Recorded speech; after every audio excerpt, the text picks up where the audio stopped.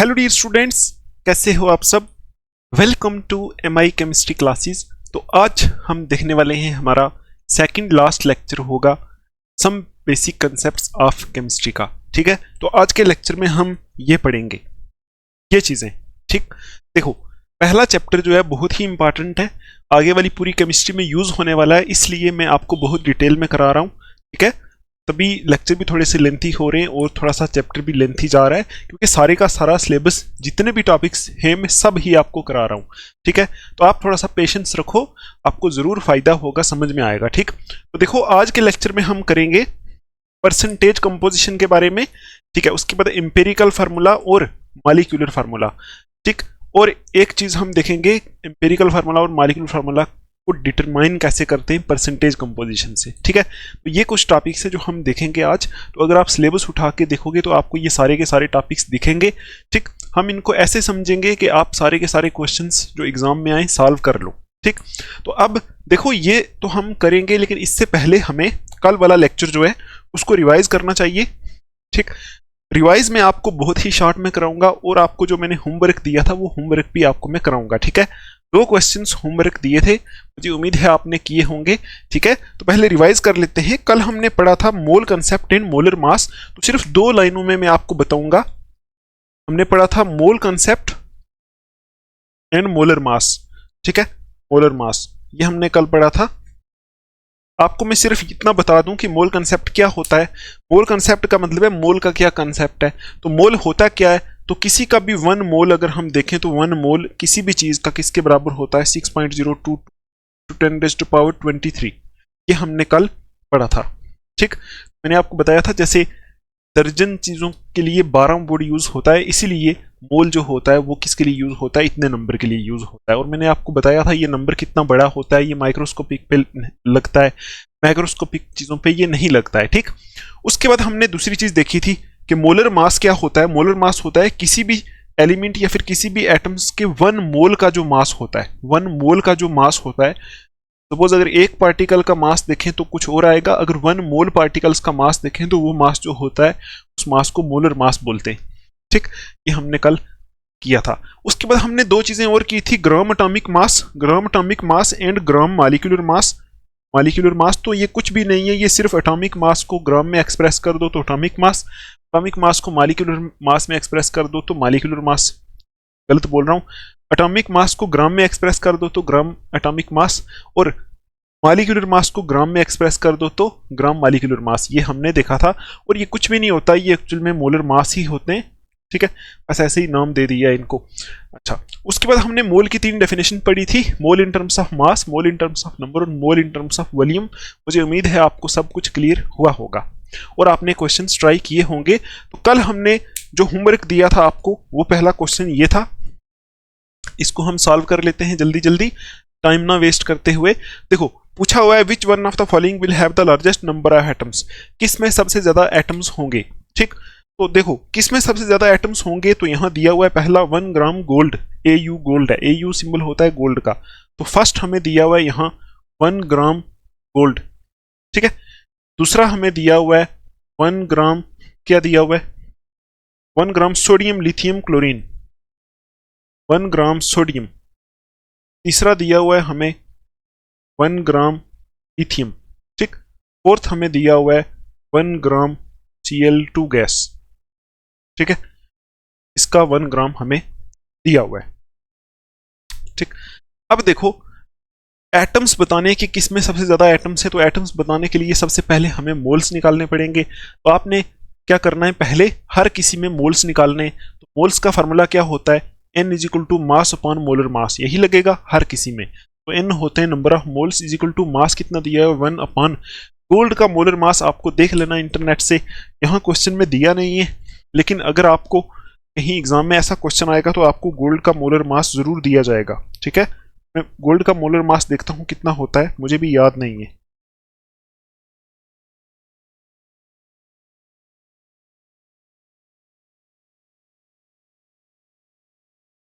One 96.9 होता है।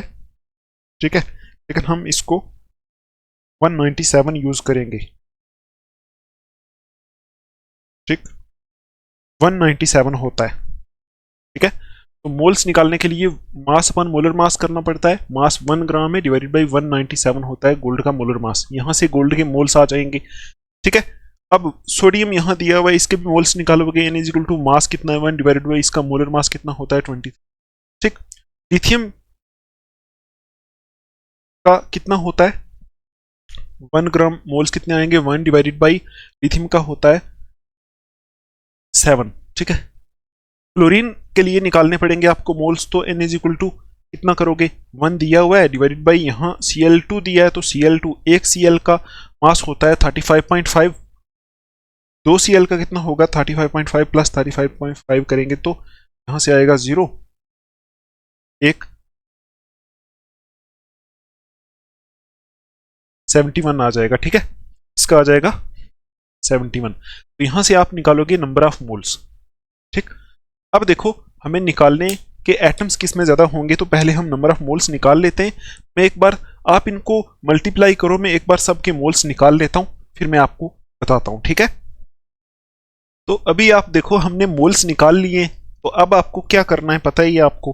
ठीक है, देखो गोल्ड के आगे इतने मोल्स क्या आप निकालोगे यही आएगा। ठीक, तो सोडियम के इतने मोल्स आगे, इसके इतने मोल्स आगे और इसके इतने मोल्स आगे। ठीक है, अब आपको निकालने हैं नंबर ऑफ एटम्स। तो एटम्स तो आपको निकालना आता ही है। जैसे अगर गोल्ड की बात करें तो आपको पता है फर्स्ट ऑप्शन के लिए अगर हम बोलें तो आपको पता है 1 मोल ऑफ गोल्ड। ठीक है, कितने एटम्स होंगे 1 मोल गोल्ड एटम्स की बात हो रही है, तो गोल्ड का फॉर्मूला AU होता है। मैं यहां गोल्ड की जगह AU लिख देता हूं। आपको पता है ये एटम में 1 mole of gold is equal to कितने एटम होंगे, एक मोल में कितने एटम्स होते हैं। ठीक, तो यहां देखो ये एटम ही दिया हुआ है ना, एटॉमिक फॉर्म में दिया है, तो 6.022 इंटू 10⁻23 एटम्स होंगे एक मोल में, इतने ही होते हैं। ठीक, और हमें कितने मोल्स में निकालने हैं 0.005 मोल्स में, तो यहां आप लिखोगे 0.005 मोल्स में कितने एटम होंगे। अगर 1 मोल में इतने तो 0.005 मोल में कितने होंगे 0.005 मल्टीपल बाई 6.02 इतने एटम्स होंगे। ठीक, इतने मोल्स में इतने एटम, इतने मोल्स इज इक्वल टू 1 ग्राम, तो मतलब 1 ग्राम में इतने एटम्स होंगे गोल्ड के केस में। दूसरा केस देखो 1 मोल ऑफ सोडियम एटम कितना होगा 1 मोल को, तो आपको पता ही है 1 mole of Na atoms equal to कितने एटम्स होंगे, यहाँ एटम्स लिख दो, एटम्स की बात हो रही है ना। 1 mole of Na atoms is equal to होता है 6.022 इंटू 10⁻23 इतना होता है। और हमें कितने मोल्स में निकालने हैं 0.043 मोल्स में कितने एटम्स होंगे, वही होगा 0.043। ठीक, तो यहाँ इस नंबर को मैं Na भी बोल सकता हूं, तो यहाँ आप 0.043 Na कर दो। ठीक, यहाँ भी आप एक काम करो, इस नंबर को Na बोल दो, इसको यहाँ इसको सिर्फ ऐसे कर दो 0.005 Na।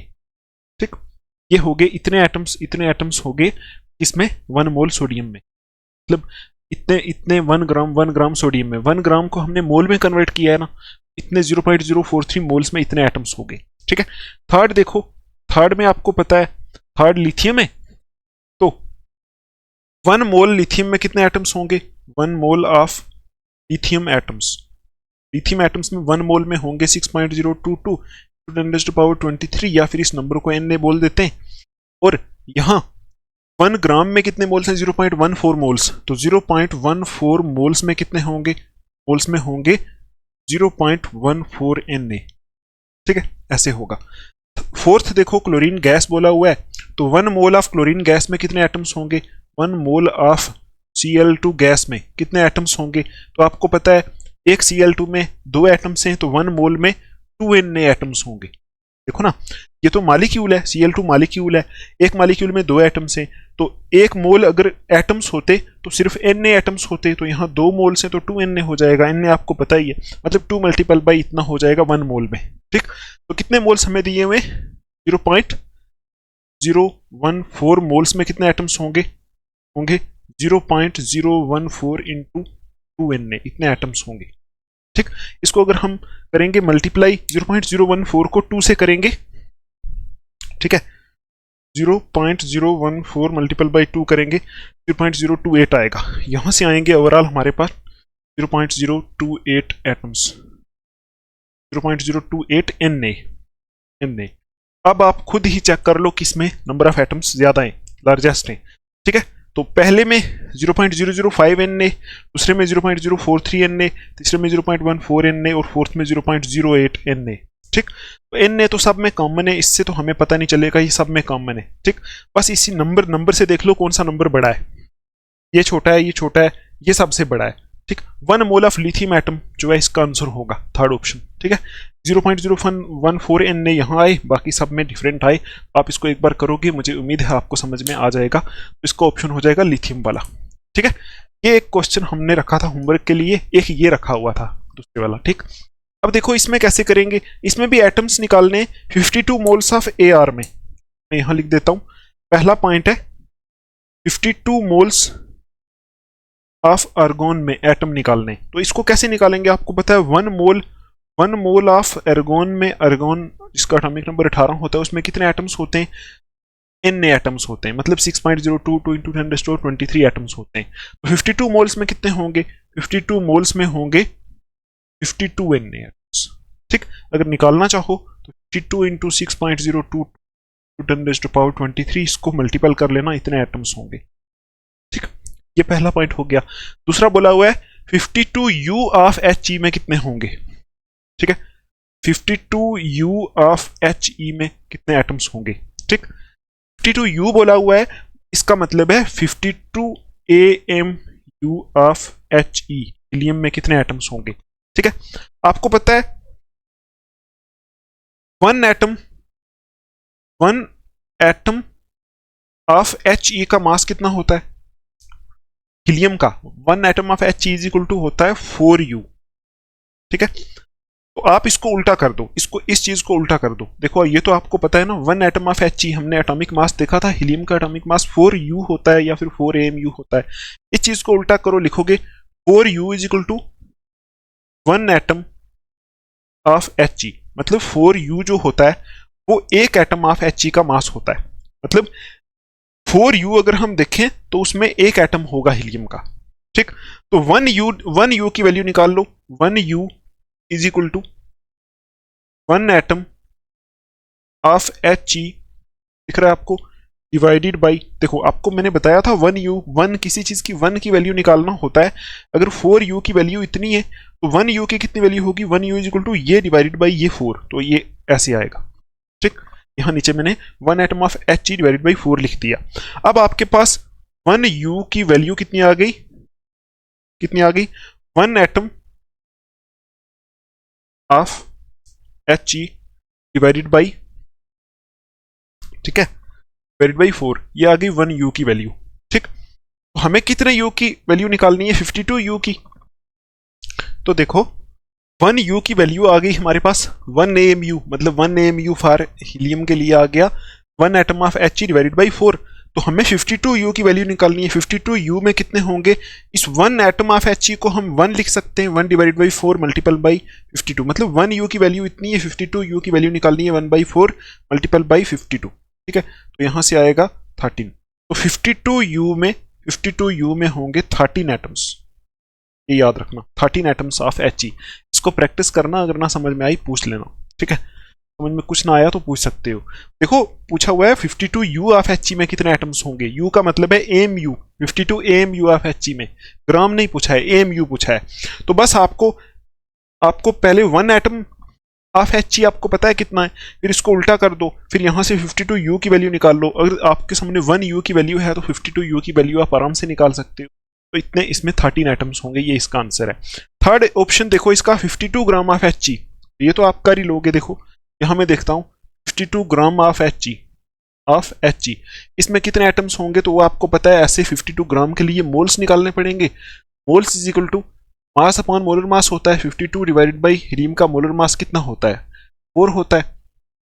ठीक है, 4 बंदा 4, 13, इतने मोल्स आ जाएंगे, 13 मोल्स इज इक्वल टू 13 आ जाएंगे। तो आपको पता है 1 मोल ऑफ He में कितने एटम्स होते हैं, वही 1 मोल किसी का भी हो 6.022 इंटू 10⁻23, और यहाँ हमें 13 मोल्स हैं तो 13 मोल्स में आ जाएंगे 13 इंटू 6.022 10⁻23 एटम्स। ठीक, मेहनत बहुत करनी पड़ेगी आपको, बिना मेहनत कुछ नहीं हो सकता।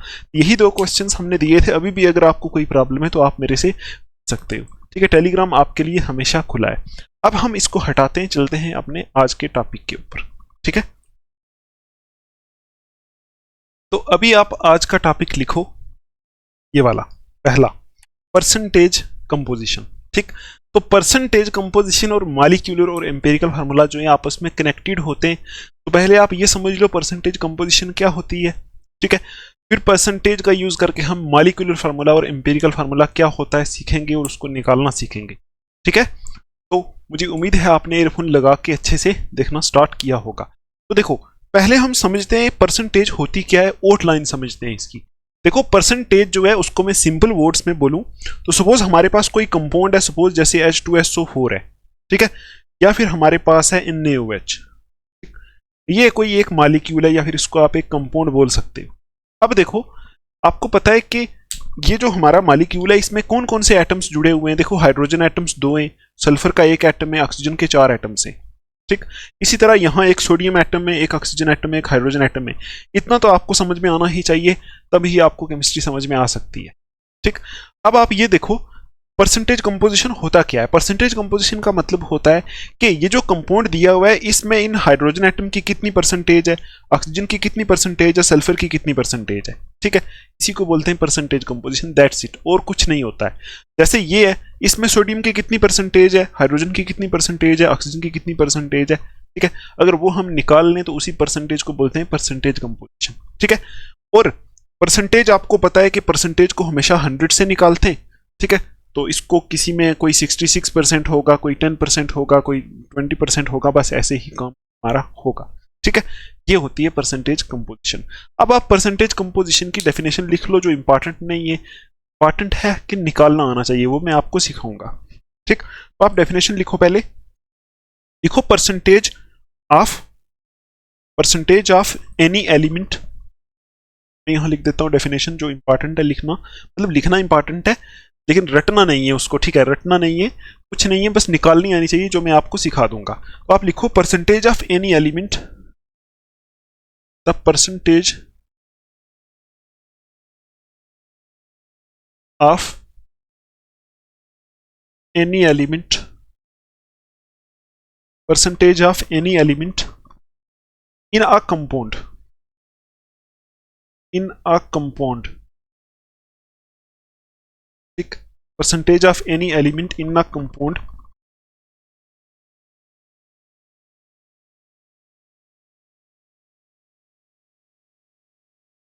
is the number of parts,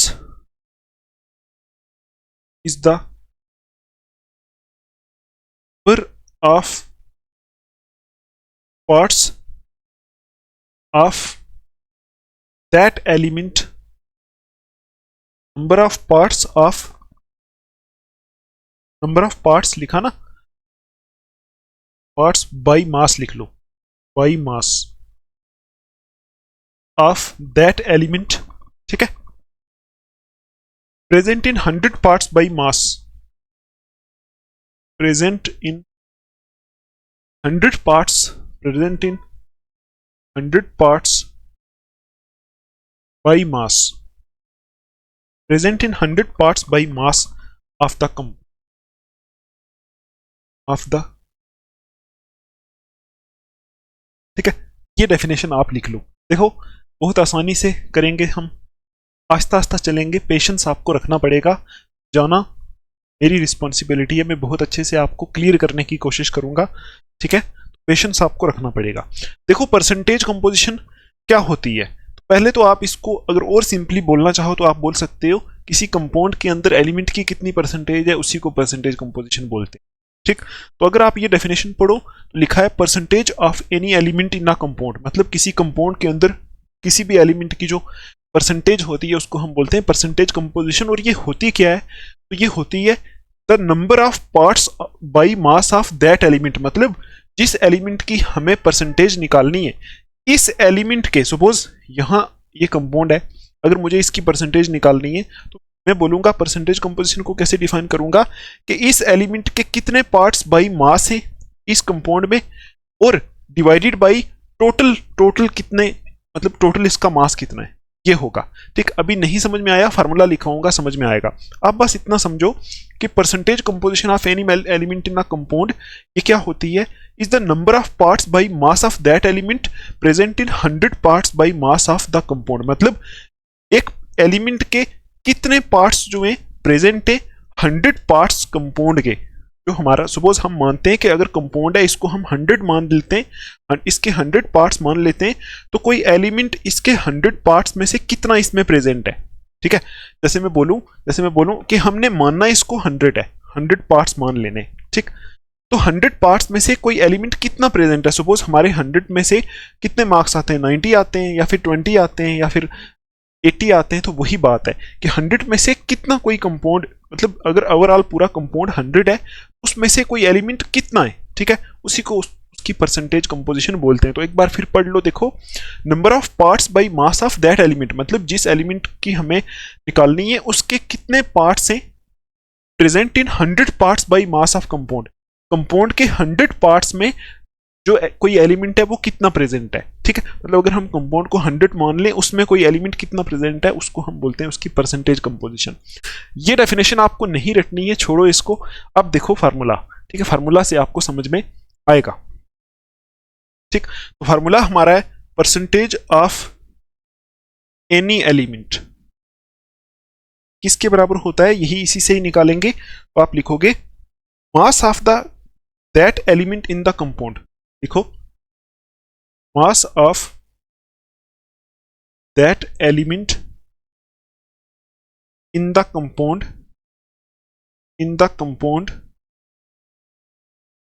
divided by ठीक है, divided by molar mass of the compound, molar mass of the compound, ठीक, मल्टीपल बाई 100। दैट्स इट, ये फार्मूला है। ठीक है, तो ये आपको फार्मूला यूज करना है। देखो किसी भी, ये एक्चुअल में जो परसेंटेज होती है ना, ये हम मास के बेस पे परसेंटेज निकालते हैं। तो इस परसेंटेज ऑफ एनी एलिमेंट को आपको ये भी लिखा हुआ मिल सकता है, mass percentage of any element, ये भी लिखा हुआ आपको मिल सकता है। ठीक, तो अब आप देखो ये फार्मूला है हमारा। अभी एक बार हम एक कंपाउंड लेते हैं उसमें परसेंटेज निकालते हैं, उसके बाद आपको मैं डेफिनेशन फिर से समझाता हूं।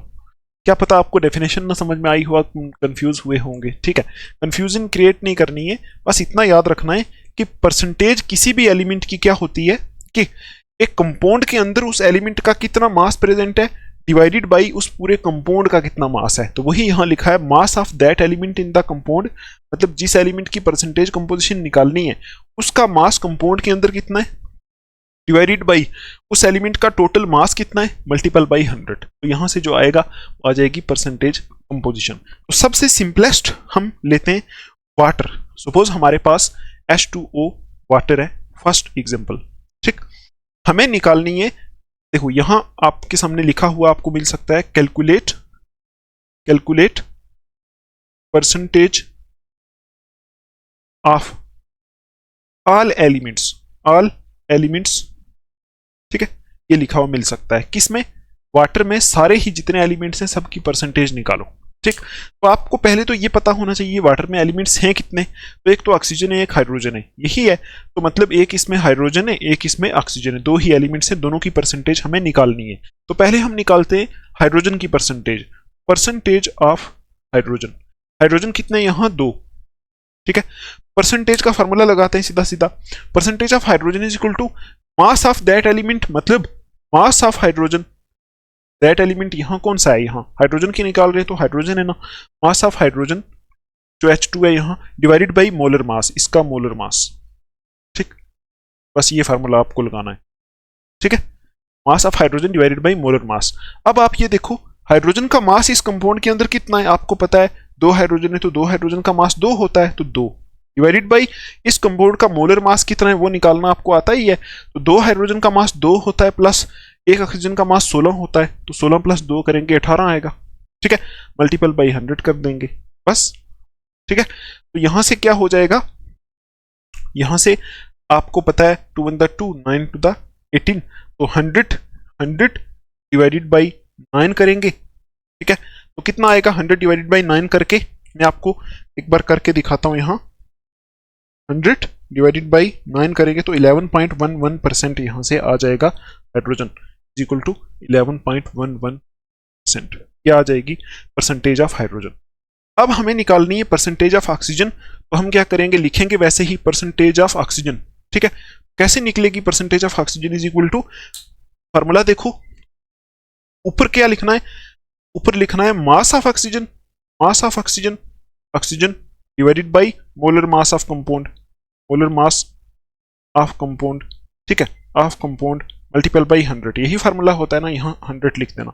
यही फार्मूला दोहरा रहा हूं मैं बार बार, और कुछ नहीं है। देखो मास, आपको वाटर में ऑक्सीजन की परसेंटेज निकालनी है। ऑक्सीजन का मास वाटर में कितना है, मास ऑफ ऑक्सीजन लेना है। वाटर के अंदर ऑक्सीजन का मास यहाँ कितना है, एक ऑक्सीजन लगा है तो 16 मास है, तो 16 मास है डिवाइडेड बाई इस पूरे वाटर का मोलर मास अभी निकाला 18 मल्टीपल बाई 100 कर दिया।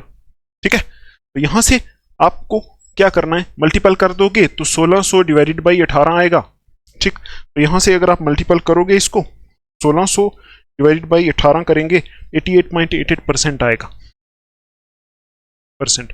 ये हो गई परसेंटेज ऑक्सीजन की, ये हो गई परसेंटेज हाइड्रोजन की। तो ऐसे निकालना है, बिल्कुल सिंपल है। अब आपको अगर चेक करना हो कि क्या ये जो परसेंटेज निकाली है ये ठीक है कि नहीं, तो आप क्या करोगे, आप मानोगे ओवरऑल कि हम क्या करते हैं, परसेंटेज को 100 से निकालते हैं। तो 100, देखो परसेंटेज को हमेशा 100 से निकाला जाता है। तो किसी कंपाउंड के अंदर सारे ही एलिमेंट्स की परसेंटेज जो आपने निकाली उनको आपने प्लस करना है। अगर 100 के आसपास आ गया इसका मतलब आपने परसेंटेज सही निकाली। जैसे मैं बोलूं, वाटर में हमने हाइड्रोजन की परसेंटेज निकाली 11.11, ऑक्सीजन की निकाली 88.88, तो हमें कैसे पता चलेगा ये करेक्ट है कि नहीं, आप इन दोनों को प्लस कर दो, 11.11 88.88, इन दोनों को अगर आप प्लस करोगे 99.99 आएगा। 99.99 का मतलब यही होता है ना कि 100, इसका मतलब ये परसेंटेज जो हमने निकाली वो करेक्ट है। सिंपल है, देखो कुछ नहीं करना है, परसेंटेज निकालनी है। 100 पार्ट्स मानने मतलब ओवरऑल मानना है कि 100% में से हम निकाल रहे हैं। ठीक, क्योंकि परसेंटेज होती ही 100% में से है ना। ठीक है, तो ये डेफिनेशन आपको नहीं याद रखनी है, इसका कोई यूज नहीं है, कोई नहीं आपसे पूछेगा। एग्जाम में आपको एक ऐसे कंपाउंड दे दिया जाएगा, बोलेंगे इसमें जितने एलिमेंट्स हैं सबकी परसेंटेज निकालो और बताओ ट्रू है कि नहीं। ठीक है, तो आपको मैं दूसरा क्वेश्चन देता हूं यहां कि बताओ H2SO4 है ना, जो इसको बोलते हैं सल्फ्यूरिक एसिड, इसमें सारे एलिमेंट्स की परसेंटेज निकालो। ठीक है, निकालो जरा, कोशिश करो।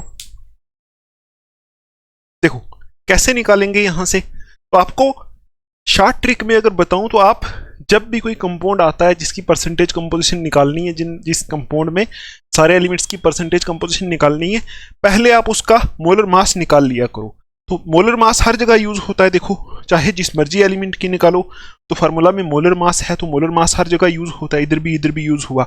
पहले मोलर मास निकाल लो। इसका मोलर मास कैसे निकलेगा, एटॉमिक मासेस को प्लस करो, ग्राम लगा दो, बस।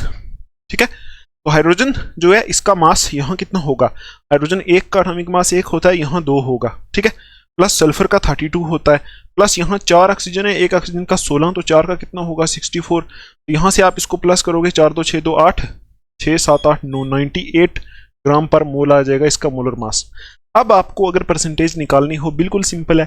देखो इसमें एलिमेंट्स कौन कौन से हैं, एक तो हाइड्रोजन है, एक सल्फर है, एक ऑक्सीजन है। ठीक, तो हाइड्रोजन की निकालनी है, तो मैं यहाँ ऐसे कर देता हूँ, परसेंटेज ऑफ H2 कितनी होगी, मास ऑफ H2O, इस कंपाउंड के अंदर H2 का कितना मास है, देखो percentage of H2 is equal to वही है ना, मास ऑफ दैट एलिमेंट, मतलब जो एलिमेंट यहाँ, इसका मास इधर कितना है। ठीक, तो इसका मास यहाँ 2 हाइड्रोजन है तो 2 मास होगा, divided by molar mass 98 multiple by 100, तो यहाँ से आ जाएगी हाइड्रोजन की परसेंटेज। ठीक है, आप इसको कैलकुलेट कर लो।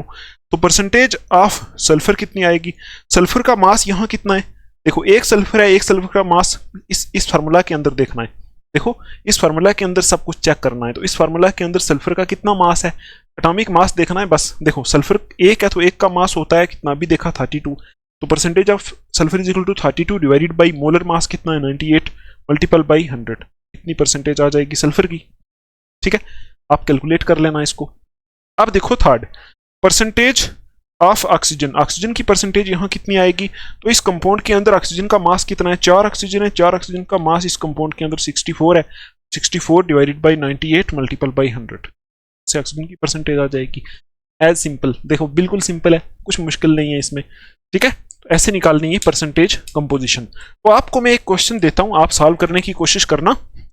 इसमें निकालना C6H12O6, इसमें निकालना कार्बन की, हाइड्रोजन की और ऑक्सीजन की परसेंटेज, और C12H22O11, इन दोनों में निकालनी है सारे एलिमेंट्स की परसेंटेज, ठीक है। किसी भी कंपाउंड के अंदर पूछा जा सकता है, ठीक है।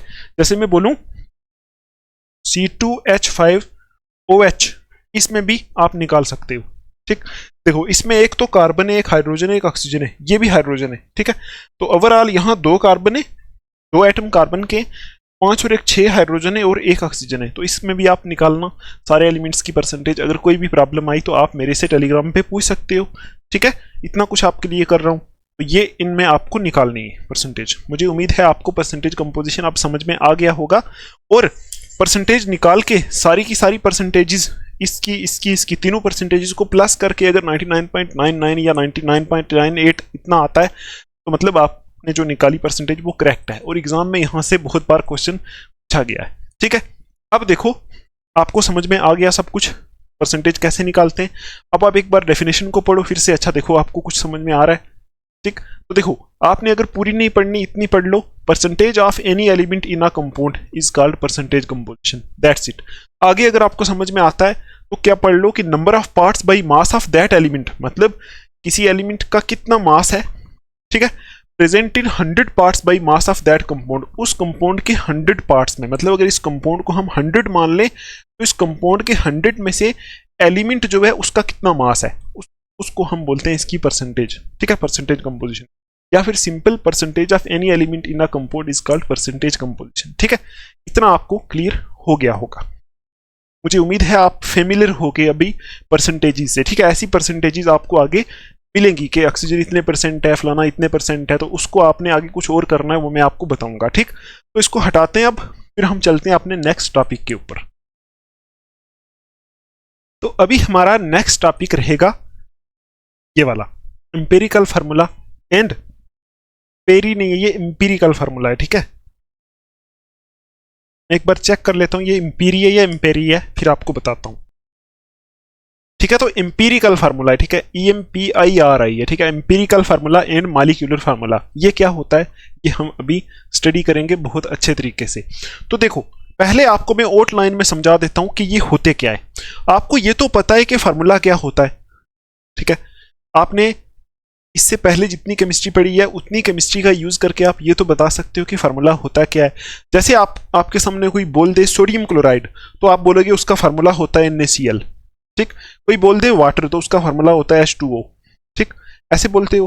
कोई बोल दे बेंजीन, तो आपने कुछ पढ़ा होगा, बेंजीन का फार्मूला होता है C6H6, ठीक है। कोई बोल दे ग्लूकोज, तो ग्लूकोज का फार्मूला होता है C6H12O6। कोई बोल दे शुगर, तो शुगर का फार्मूला होता है C12H22O11, ठीक। ये तो आपको पता है कि फार्मूला होता क्या है। अब देखो इंपीरिकल फार्मूला और मॉलिक्यूलर फार्मूला क्या होता है ये हम समझते हैं। देखो कुछ ऐसे फार्मूलाज हैं यहाँ, ठीक है। जैसे देखो ये बेंजीन का फार्मूला होता है, आपको अगर नहीं पता बेंजीन क्या होता है तो 11th क्लास में आपको पता चल जाएगा, टेंशन नहीं लेनी है, ठीक है। बस जितना मैं करा रहा हूं उतना समझो। देखो ये फार्मूला हम अगर ले लें, ठीक है, तो इसको मैं यहां लिख देता हूं C6H6, ठीक। क्या मैं इसको सिंपल रेशो में कन्वर्ट कर सकता हूं? देखो अगर मैं इस फार्मूले को 6 से डिवाइड कर दूं तो ये 6 6 6 सारा कैंसिल हो जाएगा, तो यहां से बचेगा क्या, CH बचेगा, ठीक। तो हमने किया क्या, हमने ये जो एक्चुअल फार्मूला था C6H6 इसको सिंपल रेशो ऑफ एटम्स में कन्वर्ट कर दिया, ठीक है, सिंपल रेशो में कन्वर्ट कर दिया। इसी तरह अगर C6H12O6 है, C6H12O6 है जो आपने बहुत पहले से पढ़ा है ग्लूकोज का फार्मूला, इसको मैं सिंपल रेशो में कन्वर्ट कर सकता हूं, तो जरूर कर सकता हूं। अगर मैं इसको 6 से डिवाइड कर दूं तो 6 1 6 6 1 6, ये 6 गया, 6 2 12, ठीक है, 6 1 6 6 1 6, तो यहां से क्या आएगा CH2O, ठीक है।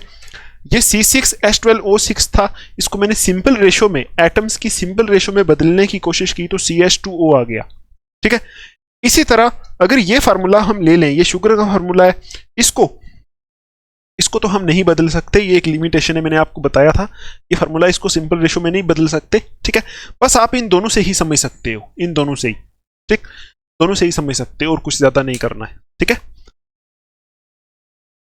अब देखो एक और भी ले सकते हैं हम, C2H6, ठीक है। ये फार्मूला है जो ये इथेन का फार्मूला होता है, ठीक। आगे आगे आपको समझ में आएगा सब कुछ क्या हम बोल रहे हैं केमिस्ट्री में, ठीक है। आपको मेहनत करनी पड़ेगी, समझ आपको सब आएगा। अब देखो इसको भी हम सिंपल रेशो में कन्वर्ट कर सकते हैं। कैसे? अगर मैं इसको 2 से डिवाइड कर दूं, 2 1 2 2 1 2 2 1 2 2 3 6, तो ये आएगा CH3, ठीक है। ये सिंपल रेशो में कन्वर्ट हो गया। अब आप ये देखो हमने यहां किया क्या, हमने कोई फार्मूला उठाया किसी भी कंपाउंड का, वो जो उसमें एक्चुअल जो फार्मूला था उसको हमने सिंपल रेशो में कन्वर्ट कर दिया। अब आप ये बोलोगे कि जो एक्चुअल फार्मूला होता है ना, जो ओवरऑल क्या दिखाता है हमें, एक्चुअली में दिखाता है कि इसमें कितने एटम्स हैं। जैसे देखो ये एक्चुअल फार्मूला था बेंजीन का, ये हमें असल में दिखाता है कि इसमें 6 कार्बन एटम है, 6 हाइड्रोजन एटम है। वो जो एक्चुअल फार्मूला होता है जो हमने यहां लिखा था, इस एक्चुअल फार्मूले को बोलते हैं मॉलिक्यूलर फार्मूला, मॉलिक्यूलर फार्मूला बोलते हैं इसको, ठीक है। तो जो हम मॉलिक्यूलर मास निकालते थे ना, वो भी इसी एक्चुअल फार्मूले का ही निकालते हैं, इसी एक्चुअल फार्मूले का यूज करके मॉलिक्यूलर मास निकालते हैं। तो जो एक असल वाला फार्मूला होता है जो ओवरऑल दिखाता है कि असल में कितने एटम्स प्रेजेंट है वहां, ऐसे फार्मूले को बोलते हैं मॉलिक्यूलर फार्मूला, जो हमने यहां लिखा। और अगर हम इस मॉलिक्यूलर फार्मूला को सिंपल रेशो में कन्वर्ट कर दें, जो हमने यहां से ये बनाया था अभी, ये जो सिंपल रेशो वाला फार्मूला होता है, इस फार्मूले को बोलते हैं इंपेरिकल फार्मूला, ठीक है। इंपेरिकल फार्मूला, दैट्स इट, इतना ही है और कुछ नहीं है, ठीक है।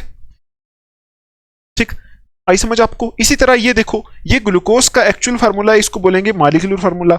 ये इसका सिंपलेस्ट रेशियो वाला फार्मूला है। ये फार्मूला दिखा रहा है कि इसमें सिंपल रेशियो जो है वो क्या हो सकती है एटम्स की। इस फार्मूले को बोलते हैं इंपेरिकल फार्मूला, ठीक है। अब आप ये देखो हमने क्या किया, हमने मॉलिक्यूलर फार्मूले से इंपेरिकल फार्मूला बनाया। क्या किया हमने? डिवाइड करके बनाया। तो हम इस इंपेरिकल फार्मूला से मॉलिक्यूलर फार्मूला भी तो बना सकते हैं।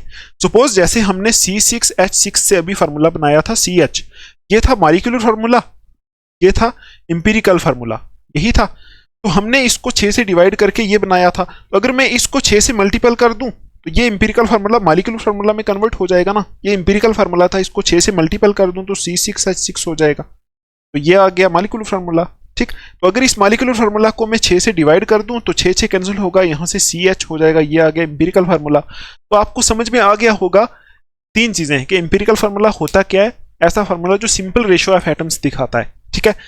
और मॉलिक्यूलर फार्मूला क्या होता है, जो एक्चुअल नंबर ऑफ एटम्स दिखाता है। और इंपेरिकल फार्मूला को हम मॉलिक्यूलर में बदल सकते हैं, मॉलिक्यूलर फार्मूला को हम इंपेरिकल में बदल सकते हैं, ठीक है। इतना आपको अभी क्लियर हो गया होगा। तो अब हम इसको हटाते हैं, हम डेफिनेशन लिख के देखते हैं कि होता क्या है। अभी आपको अगर इतना समझ में आ गया तो डेफिनेशन आपको आसानी से समझ में आएगी, ठीक है। हटा दें इसको, फिर आगे चलते हैं, ठीक है। तो लिखो इंपेरिकल फार्मूला की, इंपेरी नहीं है इंपीरी है, EMPIRE, तो इंपेरिकल फार्मूला है, ठीक है। तो लिख लो डेफिनेशन, सिंपल है बिल्कुल। क्या लिखोगे? An empirical formula, an empirical formula is an empirical formula is that chemical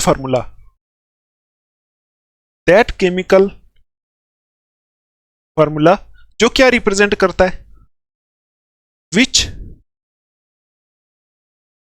represents, क्या रिप्रेजेंट करता है अभी देखा, which represents the simple whole number ratio of, which represents the simple whole number ratio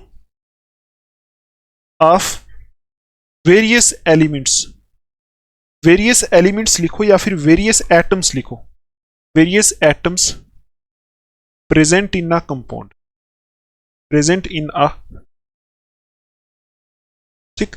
इतना सिंपल है। कुछ मुश्किल है इसमें? कुछ मुश्किल नहीं है, ठीक। देखो क्या लिखा मैंने कि एम्पेरिकल फार्मूला, फिर मैं एम्पेरी बोल रहा हूं, मेरे दिमाग में चढ़ा हुआ इंपेरिकल फार्मूला है, ठीक। देखो यहां लिखा है an empirical formula is that chemical formula, मतलब एम्पेरिकल फार्मूला एक ऐसा केमिकल फार्मूला होता है which represents the simple whole number ratio of various atoms present in a compound, जो क्या रिप्रेजेंट करता है कि एक कंपाउंड के अंदर जितने भी एटम्स दिए हैं उनकी सिंपल होल नंबर रेशो को रिप्रेजेंट करता है। ठीक, इतना सिंपल है। अब देखो हम कुछ एग्जांपल्स यहां लिख देते हैं। जैसे एग्जांपल में हम यहां लिख सकते हैं, जैसे empirical formula of benzene, empirical formula of benzene. Benzene जो है अभी आप 11th में समझोगे, बेंजीन होता कुछ नहीं है, एक कंपाउंड होता है जिसका फार्मूला होता है C6H6। तो एम्पिरिकल फार्मूला ऑफ बेंजीन जिसका मॉलिक्यूलर फार्मूला ये होता है, वो कितना होता है, इसकी सिंपल रेशो CH होती है। ठीक, ये एम्पिरिकल फार्मूला आ गया बेंजीन का। इसी तरह हम बोले एम्पिरिकल फार्मूला ऑफ ग्लूकोस, तो अभी हमने ग्लूकोस को सिंपल रेशो में कन्वर्ट किया था ना, CH2O आया था। ठीक, एटसेट्रा। तो ये आप लिख सकते हो इतना। ठीक है, ये दो एग्जांपल्स लिख सकते हो। यहां से आपको नहीं पूछा जाएगा, डेफिनेशन पूछी जा सकती है, साथ में एक दो एग्जांपल्स कर लेना। जैसे C6H6 को सिंपल रेशो में कन्वर्ट करेंगे तो CH आएगा, ये बेंजीन का एम्पिरिकल फार्मूला है। ग्लूकोज क्या होता है, C6H12O6 होता है ना, इसको सिंपल रेशो में कन्वर्ट करेंगे तो 6, मतलब सिंपल रेशो में कन्वर्ट करने का मतलब है इनको उड़ा देना, 6 से डिवाइड करोगे 6 2 1 CH2O आ जाएगा। ठीक है, इतना आपको समझ में आ गया। अब देखो दूसरा कि मॉलिक्यूलर फार्मूला क्या होता है। एम्पिरिकल फार्मूला तो आपको समझ में आ गया। अब दूसरा देखो मॉलिक्यूलर फार्मूला, तो आप लिखोगे a molecular formula is, a molecular formula is that chemical formula, that chemical formula, ठीक है, लिख लो, विच रिप्रेजेंट्स, क्या रिप्रेजेंट करता है मॉलिक्यूलर फार्मूला, अभी आपको बताया। Molecular formula is that chemical formula which represents the exact number of, which represents, ठीक है, जो क्या रिप्रेजेंट करता है,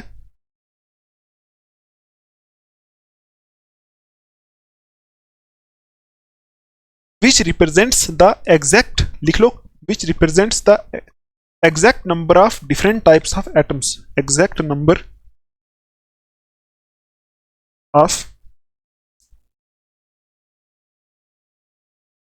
different types of atoms present in a compound।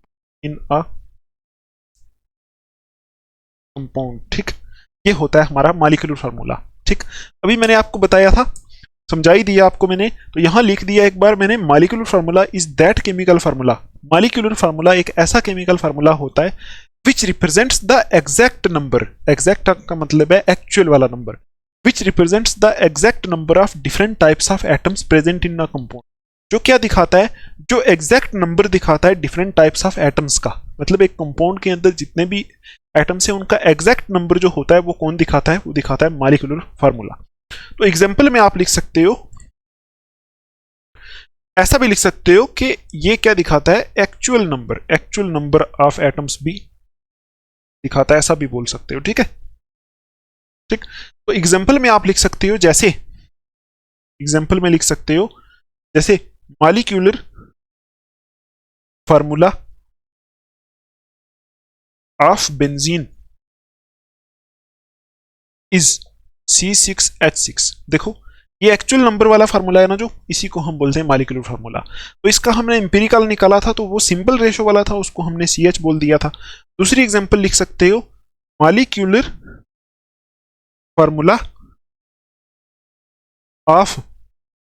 Formula of glucose क्या होता है, C6H12O6, ये होता है। ये दो एग्जांपल्स आप यहां कर सकते हो। ठीक है, देखो जितने भी फार्मूलाज हम लिखते हैं ना, जैसे हम लिखते हैं H2O लिख देते हैं, C2H6 लिख देते हैं, ठीक है, C12H22O11 लिख देते हैं, ये सारे के सारे जो फार्मूलेज हम लिखते हैं, ये सारे के सारे मॉलिक्यूलर फार्मूले ही होते हैं।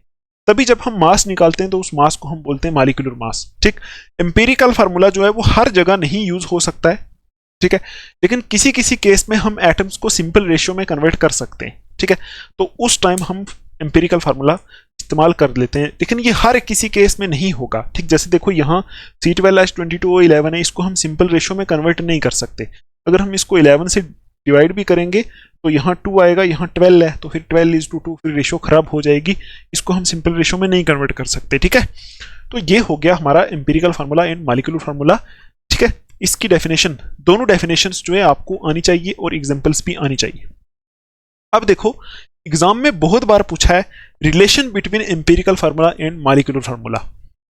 ठीक है, देखो मैंने आपको अभी पहले भी बताया था ना, एम्पिरिकल फार्मूला को मॉलिक्यूलर में कन्वर्ट कर सकते हैं, मॉलिक्यूलर को एम्पिरिकल में कन्वर्ट कर सकते हैं। तो इसका मतलब हो गया एम्पिरिकल फार्मूला और मॉलिक्यूलर फार्मूला के बीच में, दोनों के दरमियान कोई रिलेशन होगा। तो अभी आप वो लिख लो, एग्जाम में पूछा जाता है, तो आप लिखोगे, यहां लिखो relation between empirical formula and molecular formula. लिखो रिलेशन बिटवीन एम्पिरिकल फार्मूला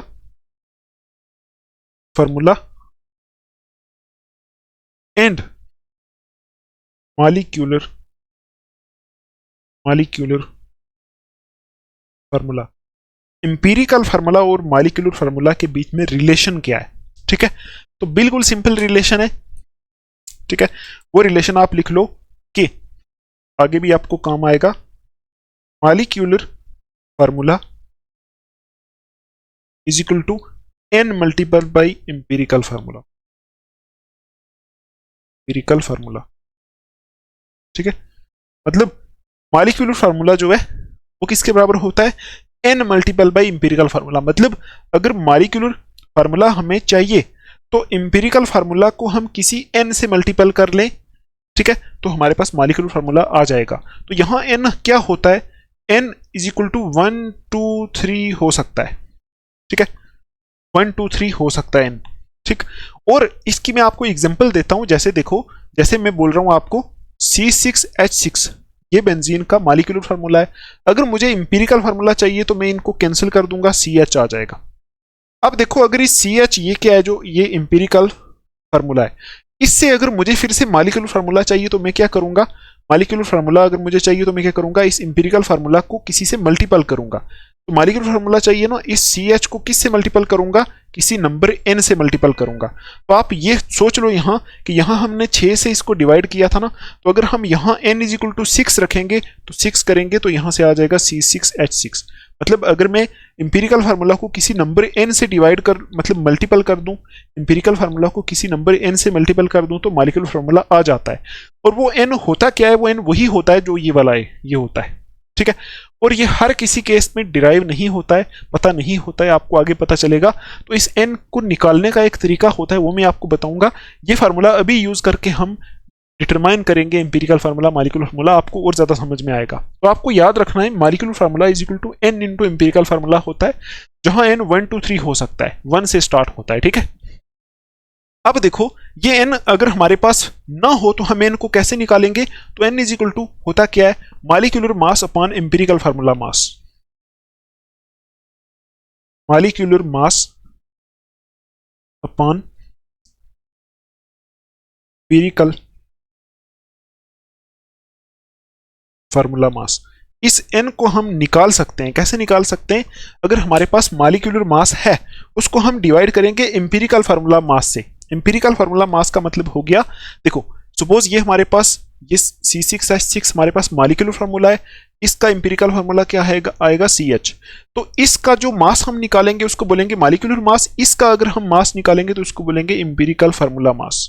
ठीक है, तो जब हमें n की वैल्यू चाहिए होगी, देखो अगर हमारे पास एक एम्पिरिकल फार्मूला है, उसको हमने मॉलिक्यूलर फार्मूला में कन्वर्ट करना है, तो हमें इस एम्पिरिकल फार्मूला को n से मल्टीपल करना पड़ेगा। तो n की वैल्यू कैसे निकालेंगे? Molecular mass divided by empirical formula मास करेंगे। मतलब मॉलिक्यूल का मास निकालने के लिए 6 कार्बन है, यहाँ 6 हाइड्रोजन है, आपको पता ही है कैसे निकलता है। और एम्पिरिकल फार्मूला मास निकालने के लिए इसमें जो है, जो एटम्स इसमें प्रेजेंट है, जैसे एक कार्बन है 12 प्लस एक हाइड्रोजन है 1, 13 आ जाएगा। ऐसे हम एम्पिरिकल फार्मूला मास यहाँ से निकालते, molecular mass divided by empirical formula मास करते हैं, यहाँ से n आता है, इस n को मल्टीपल करते हैं एम्पिरिकल फार्मूला से, यहाँ से हमारे पास मॉलिक्यूलर फार्मूला आ जाता है। ठीक, ये आपको याद रखना है, ये रिलेशन होता है मॉलिक्यूलर फार्मूला और एम्पिरिकल फार्मूला में, अभी हम यूज करेंगे क्वेश्चंस के अंदर। ठीक है, अब देखो आगे एक और वर्ड होता है, वो भी आपको याद रखना है।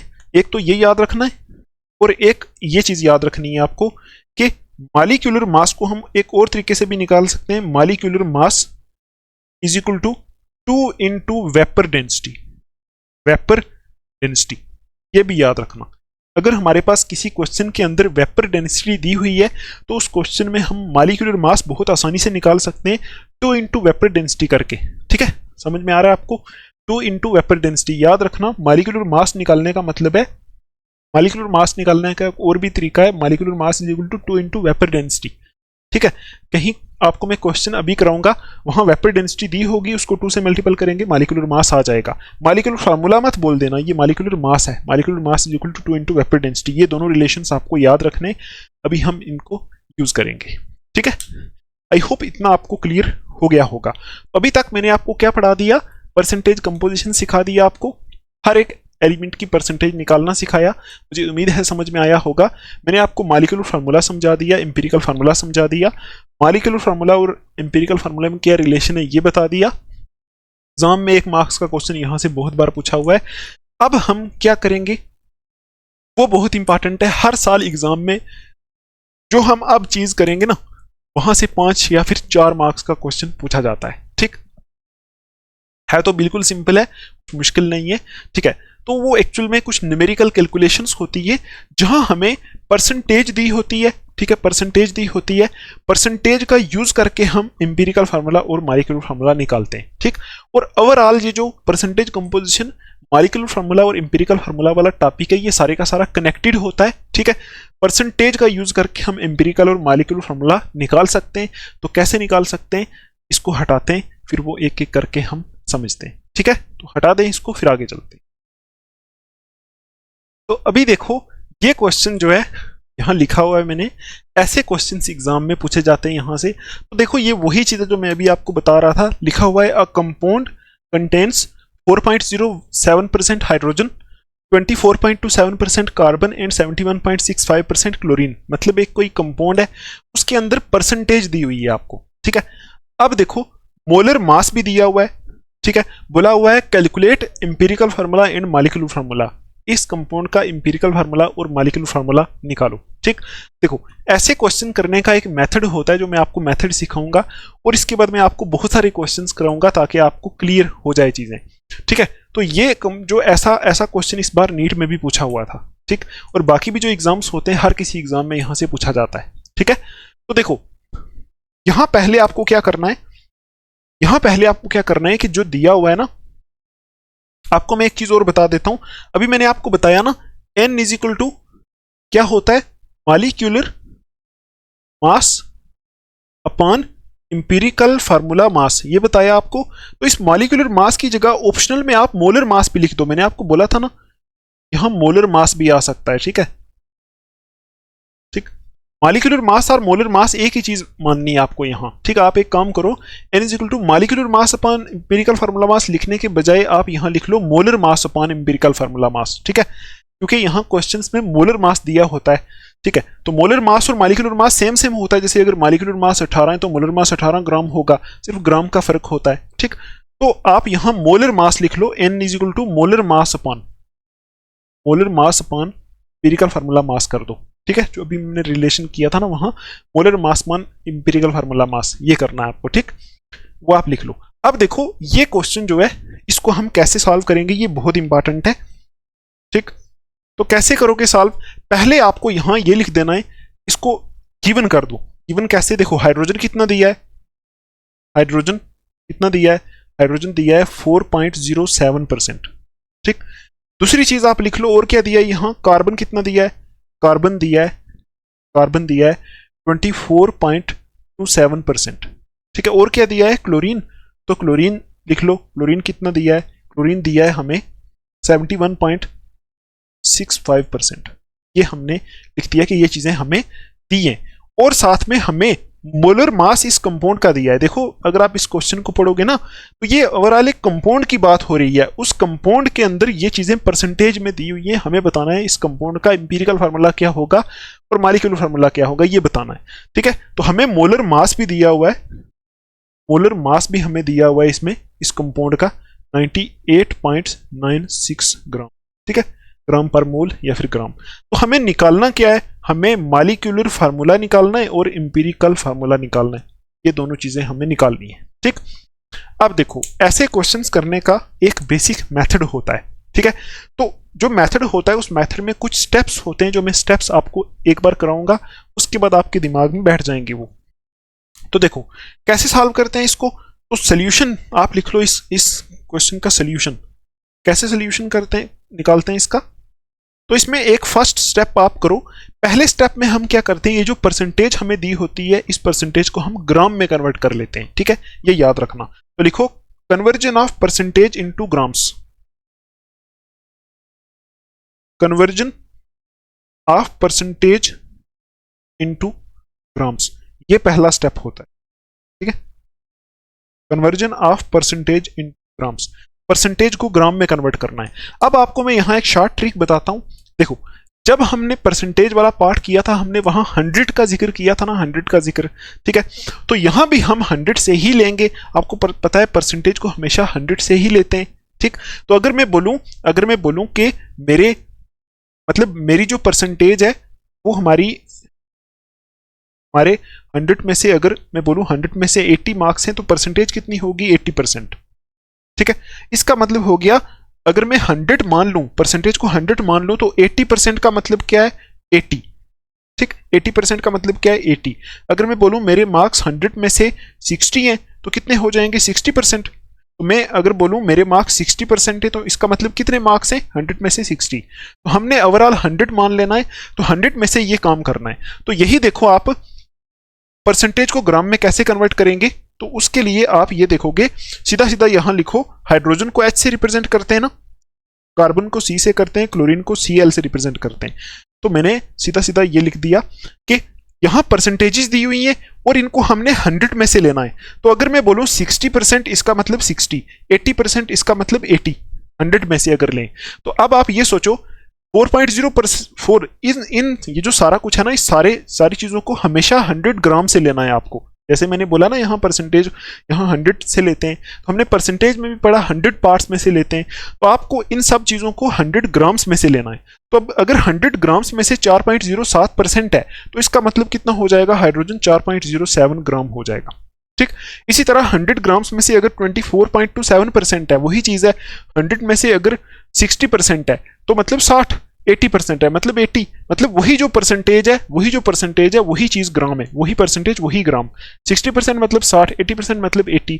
अगर हम ओवरऑल 100 लेंगे, तो 100 में से 4.07% कितना होगा, 4.07 ग्राम, ठीक। ये कितना होगा, 24.27% इज इक्वल टू 24.27 ग्राम, ठीक। बस ग्राम, सीधा सिंपल ट्रिक यही है कि परसेंटेज को ग्राम में कन्वर्ट करने के लिए सिर्फ परसेंटेज को हटा के ग्राम लगा देना, सीधा सीधा, ये पहला स्टेप है। तो ये कितना आएगा, 71.65 ग्राम। बस ये पहला स्टेप हो गया, हमने हाइड्रोजन, कार्बन और क्लोरीन की जो परसेंटेज दी थी, इसको ग्राम में कन्वर्ट कर लिया, ठीक। अब देखो दूसरा स्टेप, अगर आपको कुछ समझ में नहीं आया ना, तो सीधा सीधा जो परसेंटेज दिया, परसेंटेज को हटा के ग्राम में कन्वर्ट कर देना। देखो दूसरा स्टेप होता है, ये जो ग्राम में किया है ना, इनको मोल में कन्वर्ट करना है, इस ग्राम वाली चीज को मोल्स में कन्वर्ट करना है, ठीक है। तो आप यहां लिखोगे कन्वर्जन ऑफ, या फिर ऐसा लिख सकते हैं कन्वर्ट, या फिर कन्वर्ट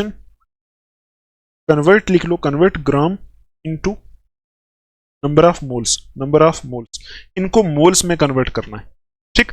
तो अब आप आसानी से मोल्स में इनको कन्वर्ट कर सकते हो, ठीक है। तो यहां आप देखो, यहां हाइड्रोजन है, कार्बन है, क्लोरीन है, सीधा सीधा, ठीक है, हाइड्रोजन है, कार्बन है, क्लोरीन है। तो अब आपको पता है मोल्स में कैसे कन्वर्ट करते हैं। तो हाइड्रोजन के मोल्स यहां लिखेंगे, कार्बन के मोल्स यहां लिखेंगे, क्लोरीन के मोल यहां लिखेंगे। हाइड्रोजन के मोल कैसे निकालते हैं, किसी के भी मोल्स निकालने के लिए N is equal to mass upon molar mass होता है ना, ठीक है। मोल्स निकालने के लिए तो मोल्स कितने कैसे निकालेंगे, हाइड्रोजन के लिए मास कितना दिया है, 4.07 डिवाइडेड बाई मोलर मास। तो हाइड्रोजन का मोलर मास लिख दो, हाइड्रोजन का वही एटॉमिक मास जिसको बोलते हैं, तो वो कितना आएगा, हाइड्रोजन का 1 होता है, तो 1 लिख दो, ठीक है। 4.07 डिवाइडेड बाई 1 ग्राम पर मोल आता है मोलर मास, ये ग्राम है, ग्राम से ग्राम कैंसिल, यहां से कितने आ जाएंगे, 4.07 मोल्स आ जाएंगे हाइड्रोजन के। ऐसे ही आपको हर किसी को मोल्स में कन्वर्ट करना है, दूसरा स्टेप होता है।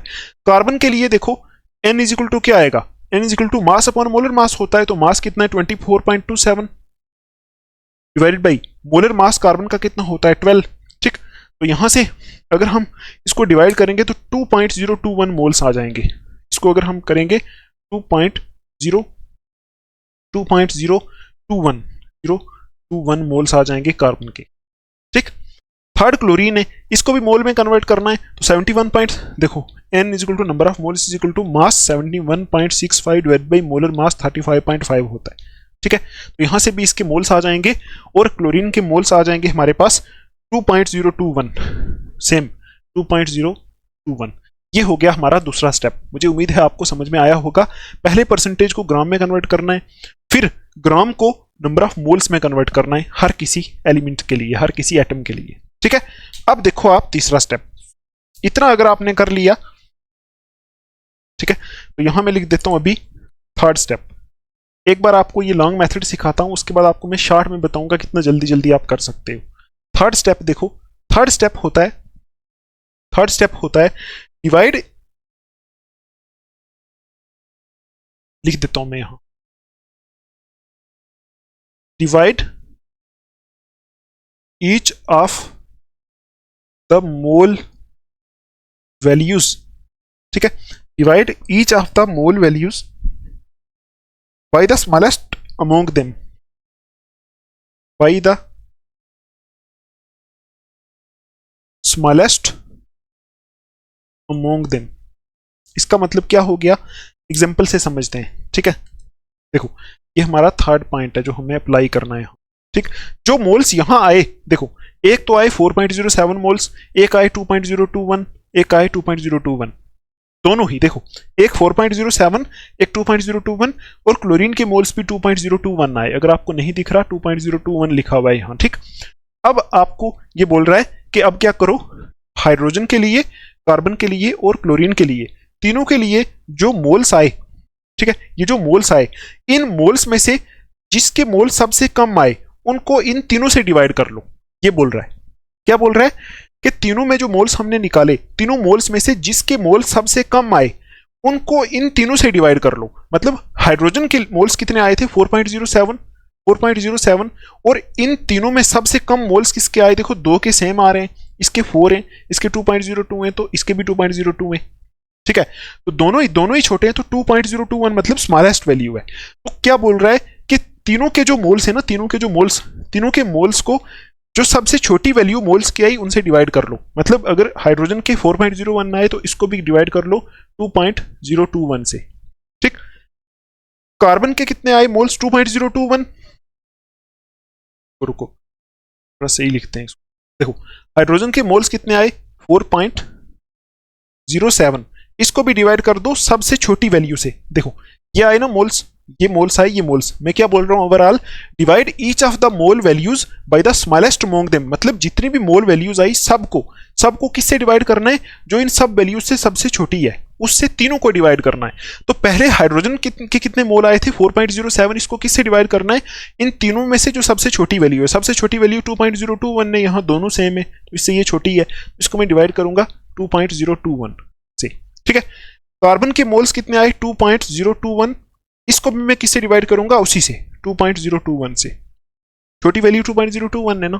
ठीक है, अब देखो क्लोरीन के कितने मोल आए, वो भी आए 2.021, इसको भी मैं किससे डिवाइड करूंगा, 2.021 से। तो ओवरऑल यहां क्या हो रहा है आपको दिख रहा होगा कि जो मोल्स आए थे, हाइड्रोजन के मोल ये आए, कार्बन के ये आए थे, क्लोरीन के ये आए थे, इन तीनों मोल्स को डिवाइड करना है सबसे छोटी वैल्यू से। सबसे छोटी मोल वैल्यू उठानी है, उसको तीनों से डिवाइड कर देना। इससे होगा क्या, इससे यहां सिंपल रेशो बनेगी। कैसे बनेगी, देखो जब हम इससे डिवाइड करेंगे ना, ये देखो क्लोरीन को 2.021 डिवाइडेड बाई 2.021 कैंसिल हो जाएगा, यहां से 1 आएगी वैल्यू, ये कैंसिल हो जाएगा, यहां से भी 1 आएगी।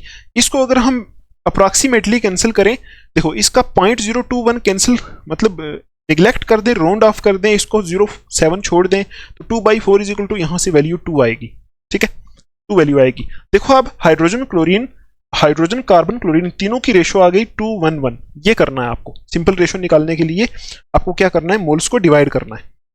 ठीक है, 2:1:1 आ गई, हाइड्रोजन कार्बन क्लोरीन के लिए रेशो आ गई, मतलब हाइड्रोजन के लिए मोल्स को डिवाइड करने पे 2:1:1 आया। अब देखो इस स्टेप के बाद कभी कभी ऐसा होगा कि यहाँ जो वैल्यूज हैं ये सिंपल नहीं आएंगी, तो उस टाइम हम उनको सिंपल बना देंगे। ठीक है, सिंपल बना देंगे। सपोज जैसे अगर यहाँ 1 की जगह, यहाँ अगर 1 की जगह देखो, अगर 2 है, 1 की जगह 1.5 आ जाता, इस दूसरे 1 की जगह भी 1.5 आ जाता, तो हम क्या करते, इनको सिंपल बना देते। सिंपल कैसे बनानी है, मतलब पॉइंट्स जो है ना, पॉइंट्स को खत्म करना है। तो अगर हम उस ऐसा आ जाता, अगर वैल्यूज अभी तो आई 211 सिंपल वैल्यूज आई, अगर ऐसी वैल्यूज आ जाती तो हम क्या करते, इनको सिंपल बना देते। सिंपल कैसे बनाते हैं, इस सारी की सारी वैल्यूज को अगर मैं 2 से मल्टीपल कर दूं तो आपको पता है 2 to the 4 हो जाएगा, यहाँ 4 आ जाएगी।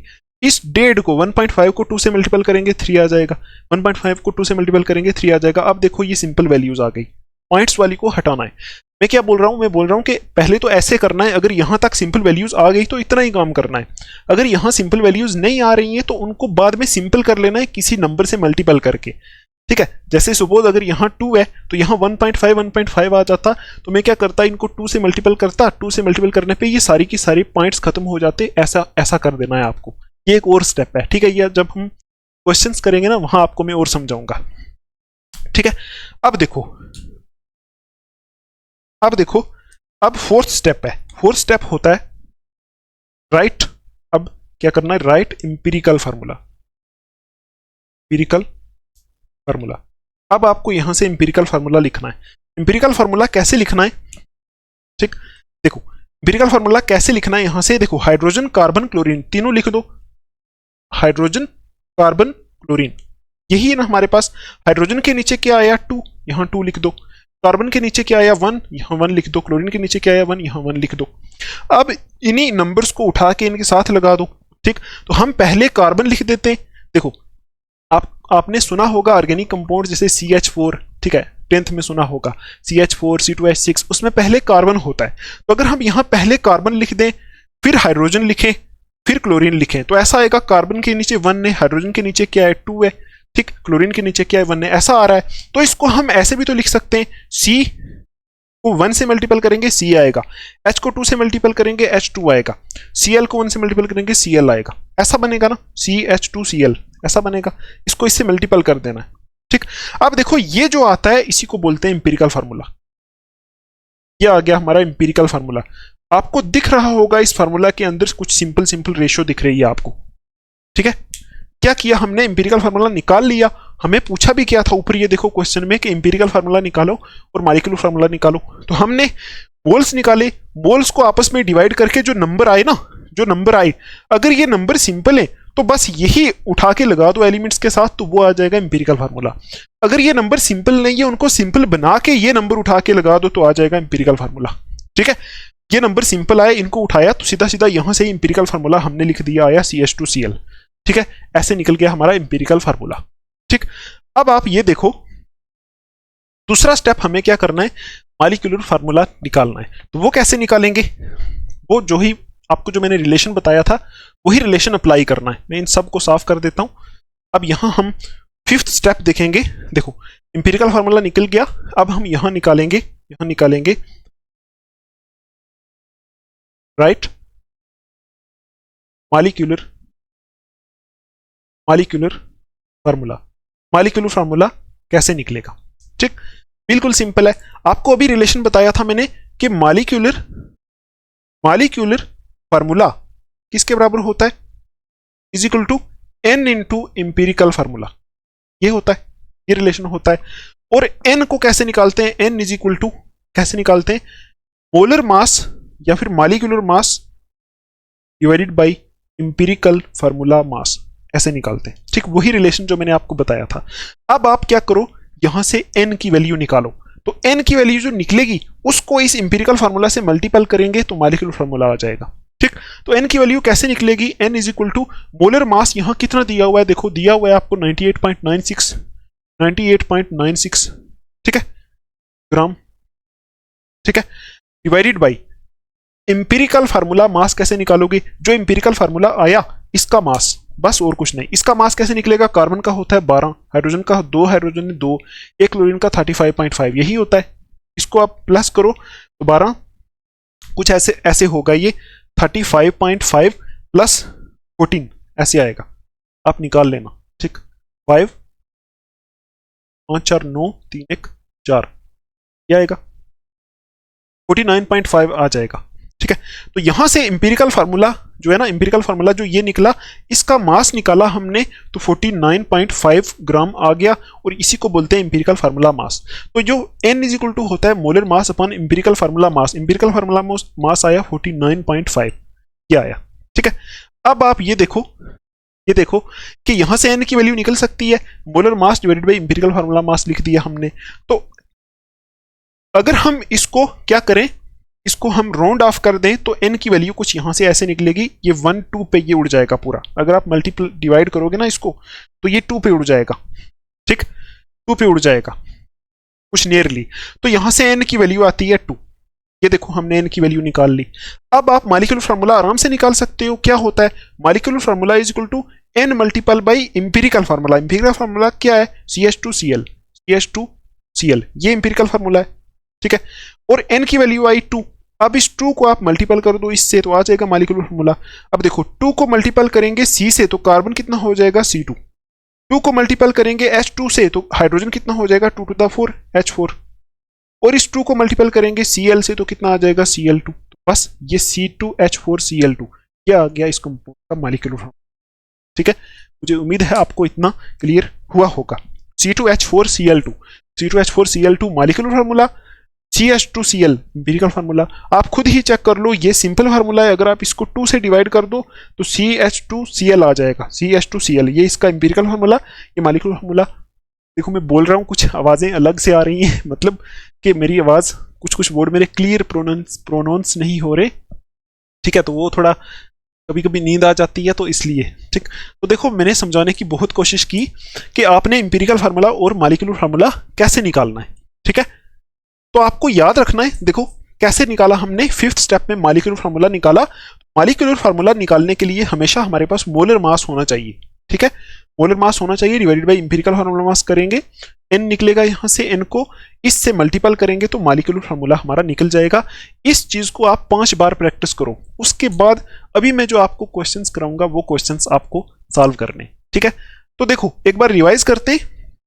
तो ऐसा क्वेश्चन जिसमें परसेंटेज दी होगी और आपसे पूछा होगा इंपीरिकल फार्मूला निकालो या फिर मॉलिक्यूलर फार्मूला भी निकालो, इंपीरिकल भी निकालो, तो आप क्या करोगे, पहले परसेंटेज ऐसे लिखोगे, सब कुछ जो दिया हुआ है लिखोगे, फिर लिखोगे कि निकालना क्या है। ठीक, फिर उसके बाद पहला काम करोगे, परसेंटेज को ग्राम में कन्वर्ट करोगे, फिर ग्राम को मोल्स में कन्वर्ट करोगे, फिर मोल्स में से, सारे मोल्स में से जो सबसे छोटा होगा उसको तीनों से डिवाइड करोगे, जो हमने यहाँ किया।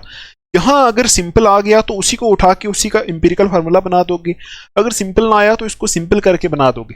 ठीक है, तो यहाँ इंपीरिकल फार्मूला जब बन गया उसके बाद आप मॉलिक्यूलर फार्मूला निकालने के लिए रिलेशन लगाओगे, molecular formula is equal to n into empirical formula. ठीक, तो n की वैल्यू यहाँ से निकालोगे, molar mass upon empirical formula mass. ठीक है, तो बस मोलर मास दिया होगा क्वेश्चन में, अगर क्वेश्चन में मोलर मास नहीं दिया है तो फिर वो इंपीरिकल फार्मूला तक ही पूछेंगे, मॉलिक्यूलर फार्मूला नहीं पूछेंगे फिर। ठीक, अगर मोलर मास भी दिया है तो फिर मॉलिक्यूलर फार्मूला भी पूछेंगे। तो molecular mass divided by empirical formula मास लिखना है, तो यहाँ से n की वैल्यू हमेशा सिंपल ही आती है, कोई ज़्यादा पॉइंट 2 में नहीं आएगी, बहुत सिंपल सी वैल्यू यहाँ से आती है, या 1 आएगी या 2 या 3 आएगी।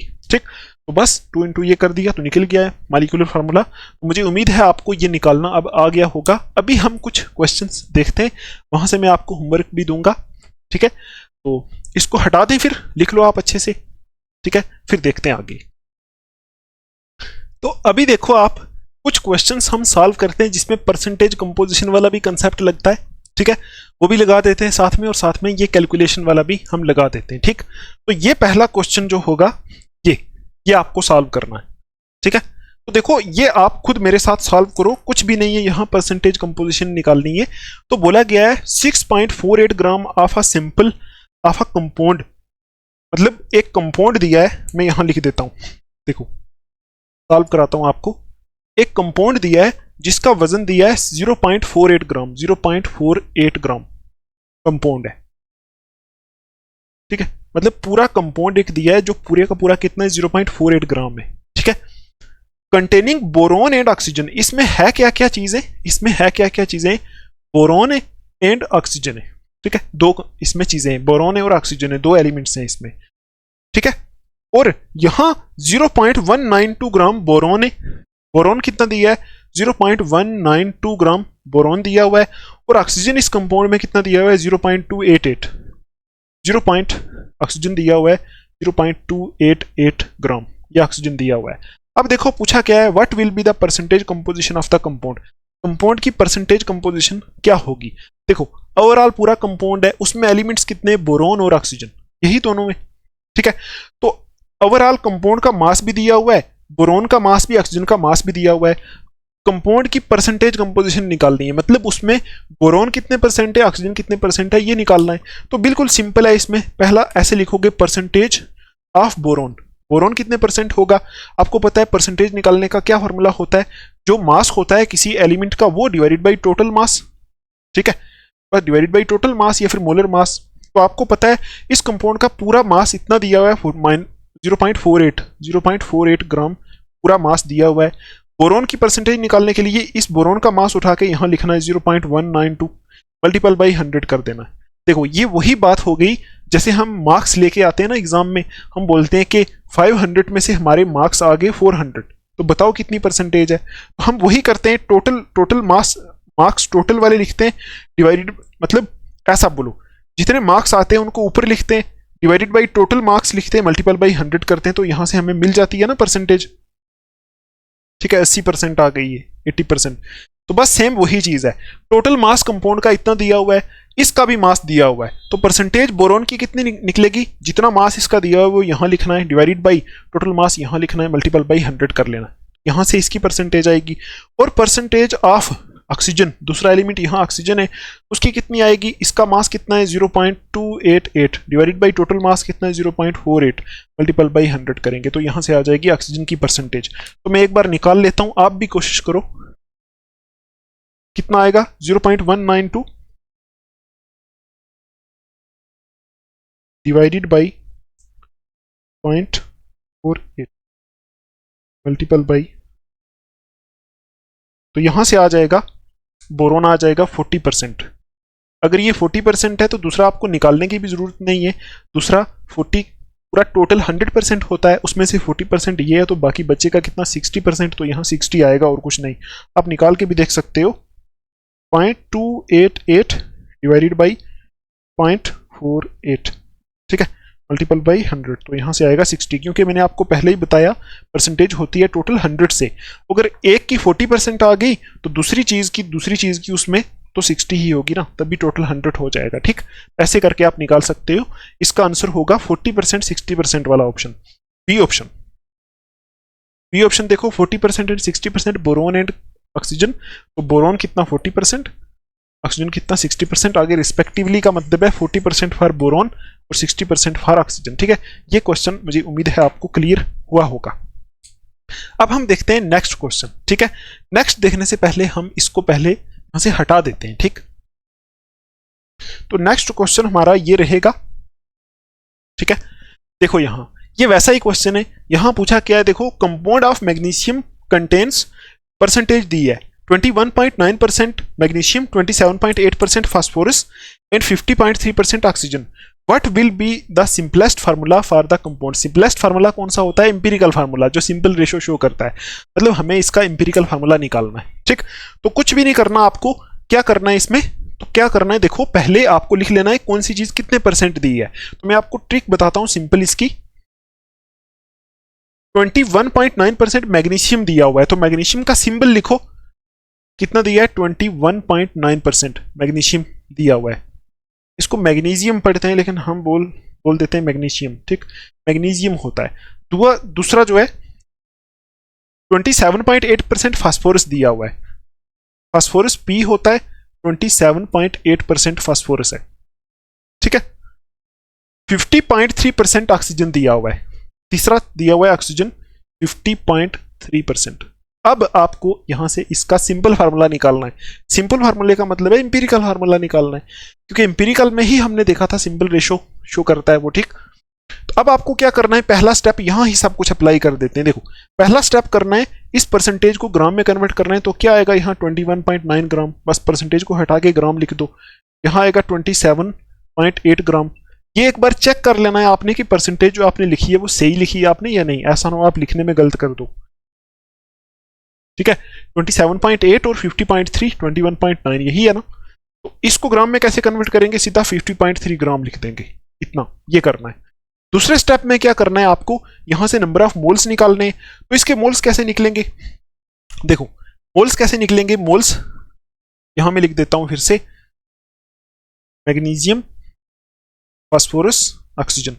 ये कितना आया था, ये आया 21.9 ग्राम, ये आया 27.8 ग्राम, यहां से ऑक्सीजन आ गया 50.3 ग्राम।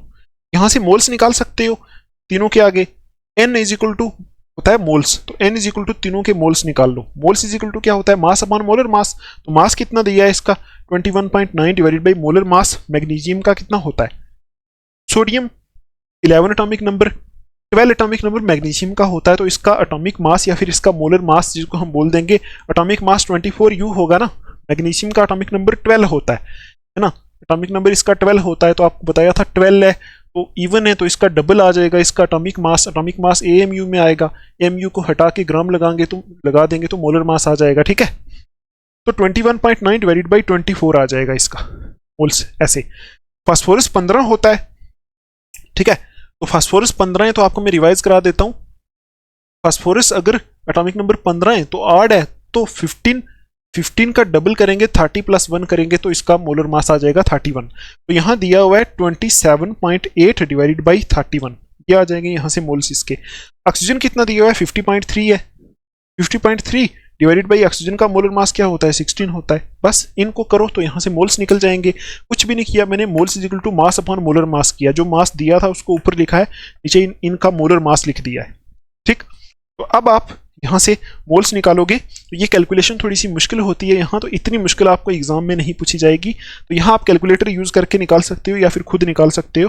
पहले के मोल्स आएंगे 21.9 डिवाइडेड बाई 24, यह आएगा यहां से 0.9125, 0.9 लिख दो सीधा। दूसरे के मोल्स आ जाएंगे 27.8 डिवाइडेड बाई 31, 0.889 आ जाएगा यहां से, ठीक। और तीसरे के मोल आ जाएंगे 50.3 डिवाइडेड बाई 16, आप भी निकालो 3.14, ये मोल्स आ जाएंगे, ठीक है। अब आप ये देखो कि आपको राउंडिंग ऑफ मैंने सिखाया था ना, राउंडिंग ऑफ सिखाया था, तो इसको मैं राउंड ऑफ कर सकता हूं, देखो राउंड ऑफ कर सकता हूं। यहां 9 है ना, इस 9 को हटा के मैं इसको सिर्फ 0.9 लिख सकता हूं, इतना सिंपल है, ठीक है, लिख सकता हूं, कुछ भी नहीं है, राउंड ऑफ कर सकते हैं ऐसे। अब देखो यहां आगे हमारे पास ये मोल्स आ गए, ठीक। अब आपको पता है नेक्स्ट स्टेप क्या होता है, नेक्स्ट स्टेप होता है कि ये जो मोल्स आए इनमें से सबसे छोटे जो मोल्स आए ना उनको तीनों से डिवाइड करना है। तो देखो सबसे छोटा क्या है 0.9, 0.9 यही छोटा है, ये बड़ा है, तो हम क्या करेंगे तीनों को 0.9 से डिवाइड करेंगे। यहां क्या करेंगे 0.9, ये आया इसको भी 0.9 से डिवाइड करेंगे, यहां भी 0.9 है, 0.9 को डिवाइड करेंगे 0.9 से, यहां 3.14 है, इसको भी डिवाइड करेंगे 0.9 से, ठीक है, ऐसा हो जाएगा। अब आप देखो क्या करना है आपको, यहां से देखो ये तो कैंसिल हो जाएगा, यहां 1 आएगा, ये कैंसिल हो जाएगा, यहां 1 आएगा, यहां क्या आएगा 3.14 डिवाइडेड बाई 0.9 करेंगे तो क्या आएगा, तो यहां जो आ जाएगा, एक मिनट रुक जाओ, 3.48 आ जाएगा, यहां आ जाएगा हमारा 3.48, ठीक। यहां से इतना आ जाएगा, वो डिवाइड करने वाला यहां आ गया। अब मैंने आपको बोला था कि अगर यहां सारी की सारी जो रकमें आ रही है, यहां जो डिजिट्स आ रहे हैं, अगर वो 0.2 के बगैर है तो इन्हीं को लिख के एम्पिरिकल फार्मूला बना दो। अगर ये 0.2 के बगैर नहीं है तो इनको किसी ना किसी तरह पॉइंट इनका खत्म कर दो।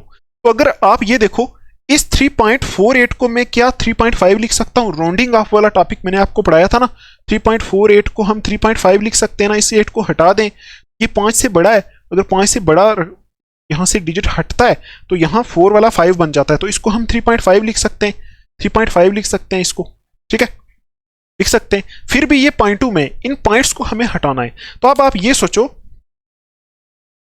हम क्या करें, अगर हम इस पूरे को, अगर हम ये जो 1 1 1 तीनों आए, इन तीनों को अगर हम 2 से मल्टीपल कर दें, क्या पॉइंट हट जाएंगे, ठीक, अगर इन तीनों को 2 से मल्टीपल करेंगे तो 2 को 1 से करेंगे तो 2 1 दा 2 आ जाएगा पहला, इसको 1 से करेंगे तो यहाँ भी 2 आ जाएगा, इस 2 को 3.5 से करेंगे तो 3.5 मल्टीपल बाई 2 करोगे ना तो 7 आएगा, 7 आएगा।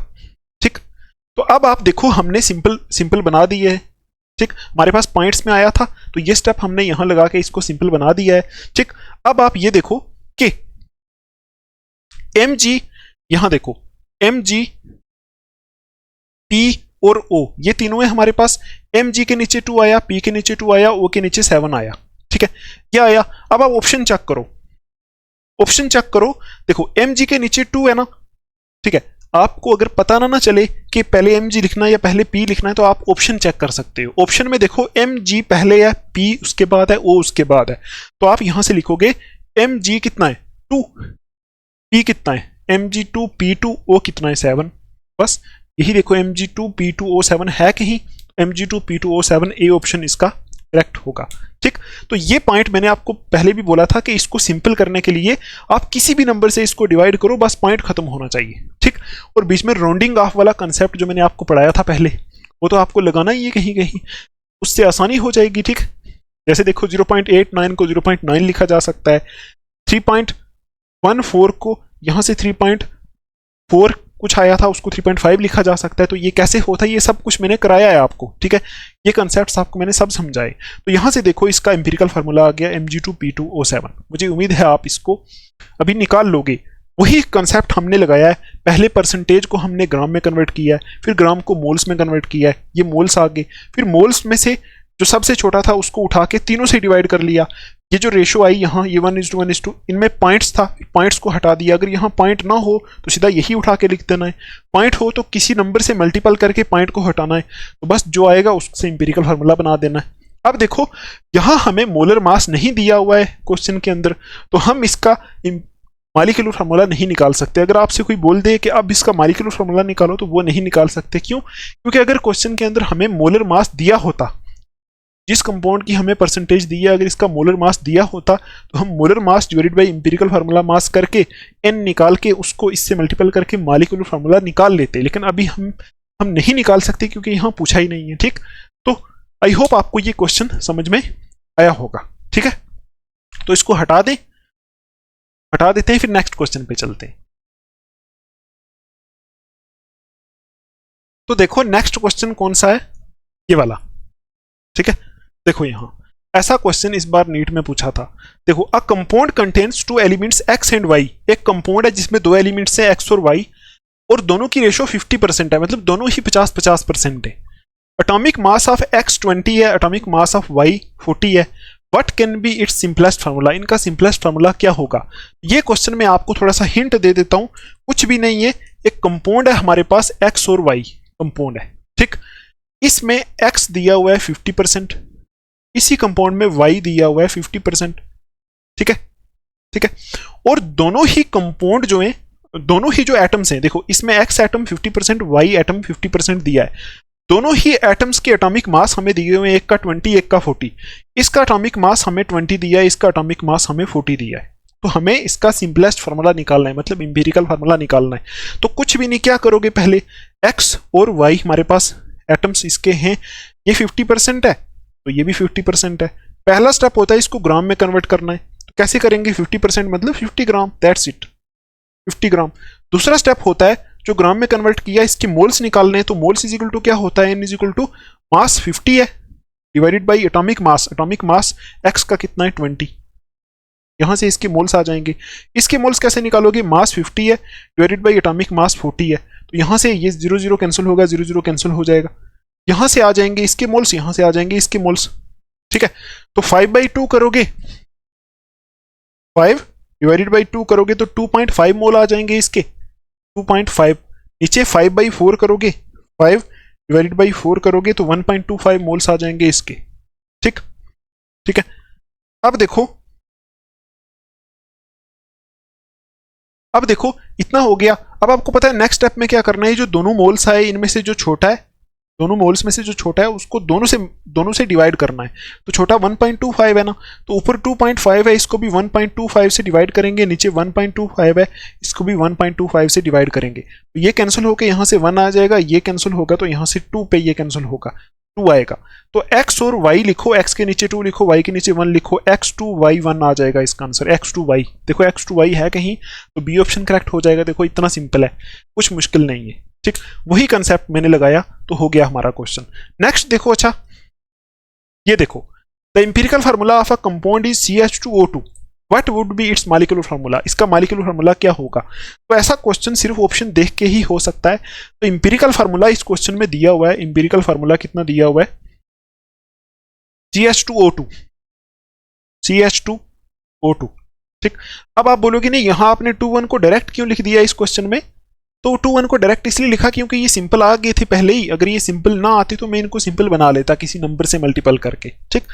इस क्वेश्चन में देखो इंपिरिकल फार्मूला दिया है CH2O2, तो इसका मॉलिक्यूलर फार्मूला निकालना है, मॉलिक्यूलर फार्मूला निकालना है, ठीक है। आपको पता है इंपिरिकल फार्मूला है हमारे पास, मॉलिक्यूलर फार्मूला हम कैसे निकालेंगे, हमारे पास मोलर मास ही नहीं है, ठीक। तो इस केस में आप ये कंसेप्ट लगाओगे कि मॉलिक्यूलर फार्मूला जो होता है ना, molecular formula is equal to होता है n इंटू इंपिरिकल फार्मूला, ठीक।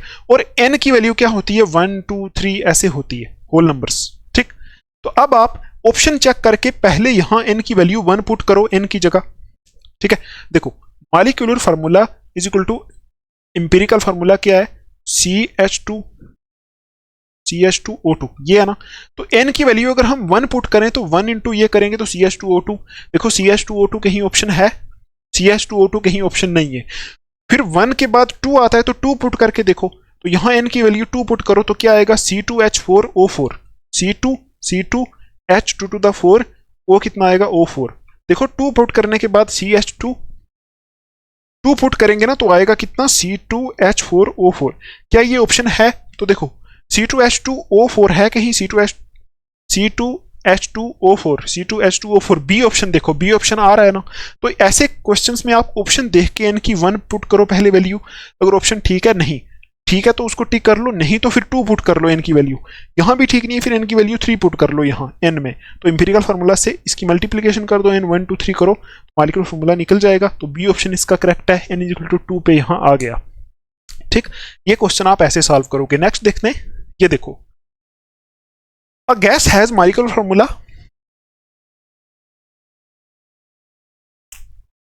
इसको देखते हैं। देखो ये क्वेश्चन बिल्कुल सिंपल है, ठीक है। A gas has molecular formula CHN, ठीक है। यहां बोला हुआ है कि CHN करके गैस का मॉलिक्यूलर फार्मूला हमारे पास प्रेजेंट है, ठीक है। अब देखो वेपर डेंसिटी दी हुई है 39, वेपर डेंसिटी दी हुई है 39, ठीक है। अब बताओ इसका एक्चुअल फार्मूला क्या होगा, एक्चुअल फार्मूला क्या होगा। देखो CHN जो है ये एक्चुअल फार्मूला तो नहीं हो सकता ना, n दिया हुआ है, हमें क्या करना है, इस n की वैल्यू निकाल के पुट करनी है तो एक्चुअल फार्मूला आ जाएगा हमारे पास। तो आपको पता है एक्चुअल फार्मूला निकालने के लिए, देखो ये एक किस्म का हमारे पास इंपिरिकल फार्मूला है, ये सिंपल फार्मूला दिया हुआ है ना इंपिरिकल फार्मूला, तो हमें निकालना है इसका, ये सिंपल फार्मूला है, हमें निकालना है एक्चुअल वाला फार्मूला, मतलब मॉलिक्यूलर फार्मूला, ये निकालना है, ठीक है। इन्होंने तो बोला हुआ है कि मॉलिक्यूलर फार्मूला ये है, लेकिन ये सिंपल फॉर्म में दिया हुआ है, ठीक। और साथ में वेपर डेंसिटी दी हुई है, हमें निकालना है इसका, क्या निकालना है, मॉलिक्यूलर फार्मूला जो एक्चुअल वाला होता है। तो आपको पता है मॉलिक्यूलर फार्मूला निकालने के लिए हमारे पास n इंटू इंपिरिकल फार्मूला होता है, ठीक। तो यहां इंपिरिकल फार्मूला तो पहले ही दिया हुआ है, n इंटू इंपिरिकल फार्मूला कितना दिया है, CH, ये दिया हुआ है, हमें बस इस n की वैल्यू निकालनी है, ठीक। तो n इज इक्वल टू क्या होता है, n इज इक्वल टू होता है मोलर मास, या फिर इसको आप मॉलिक्यूलर मास भी बोल सकते हो, molecular mass divided by empirical formula mass, यही होता है n, ठीक। तो n की वैल्यू कैसे निकालेंगे, n इज इक्वल टू हमारे पास वेपर डेंसिटी दी है, मैंने आपको अभी रिलेशन बताया था ना, 2 इंटू वेपर डेंसिटी करेंगे तो मोलर मास या फिर मॉलिक्यूलर मास आ जाता है। तो n इज इक्वल टू 39 है वेपर डेंसिटी, तो 2 इंटू वेपर डेंसिटी वाला रिलेशन आपको भी बताया था, 2 इंटू 39 करेंगे तो 78 आएगा, ठीक है, ये आएगा।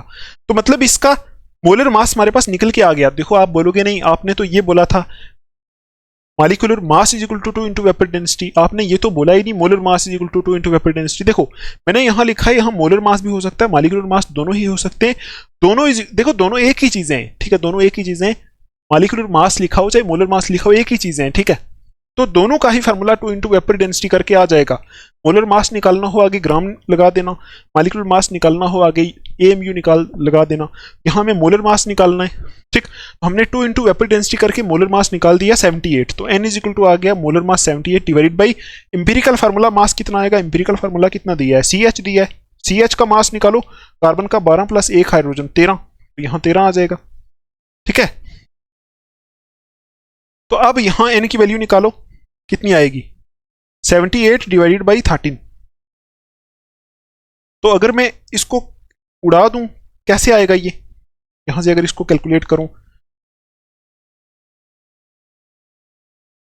13 इंटू 6 करें तो देखो ये 6 पे उड़ेगा, 13 इंटू 6 करेंगे तो n की वैल्यू यहां से 6 आएगी। अब कुछ करना ही नहीं है, ये molecular formula is equal to ये n दिया, n की वैल्यू 6 है, 6 आ गई, तो यहां से 6 को करेंगे यहां से मल्टीपल, तो 6 को C से भी करना है, 6 को H से भी करना है, तो C6H6 आ जाएगा यहां से, ये आ जाएगा इसका एक्चुअल फार्मूला, ठीक है। तो देखो ऑप्शन कहीं है C6H6, तो डी ऑप्शन इसका करेक्ट हो जाएगा, ठीक है। इतना सिंपल है, आप एक बार प्रैक्टिस करना, अगर कहीं कोई प्रॉब्लम आती है मेरे से पूछ लेना, ठीक है। आपने मतलब आप मुझे पूछ सकते हो आपने कैसे किया, क्यों किया, टेलीग्राम इसीलिए बनाया ना मैंने ग्रुप, तो कहीं भी कोई भी प्रॉब्लम है आप फोटो लेके मुझे भेज सकते हो, ठीक है। नेक्स्ट देखो ये क्वेश्चन, देखो यहां बोला हुआ है कि मॉलिक्यूलर फार्मूला निकालो ऑक्साइड ऑफ आयरन का एक ऑक्साइड है उसका मॉलिक्यूलर फार्मूला निकालो जिसमें आयरन और ऑक्सीजन की परसेंटेज दी हुई है और मॉलिक्यूलर मास भी दिया हुआ है। ऐसा क्वेश्चन एनसीईआरटी टेक्स्ट बुक में भी है, तो ये आपका होमवर्क रहेगा, मैं ये कल भी आपको नहीं कराऊंगा, मुझे उम्मीद है आपसे ये हो जाएगा, ठीक है। नेक्स्ट देखते हैं, ये देखो ऑर्गेनिक कंपाउंड ऑन एनालिसिस, एक ऑर्गेनिक कंपाउंड में कार्बन दिया हुआ है, ठीक है, कार्बन की परसेंटेज दी हुई है और हाइड्रोजन की परसेंटेज भी दी हुई है, एम्पिरिकल फार्मूला निकालना है, ठीक, ये भी आप निकालोगे खुद, ठीक है। इनमें कोई प्रॉब्लम हुई तो आप सीधा मुझे टेलीग्राम पे मैसेज करके पूछ सकते हो, ठीक है।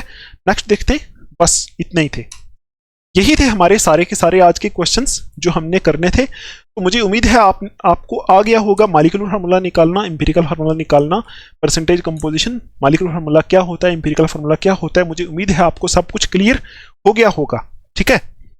तो हम इस लेक्चर को यहां तक ही रखते हैं, ठीक, ज़्यादा लेंथी नहीं करेंगे, इधर तक ही रखते हैं। तो एक लेक्चर इस चैप्टर का और आएगा, ठीक है, उसमें हम पढ़ेंगे स्टोइशियोमेट्री एंड स्टोइशियोमेट्रिक कैलकुलेशंस, ठीक।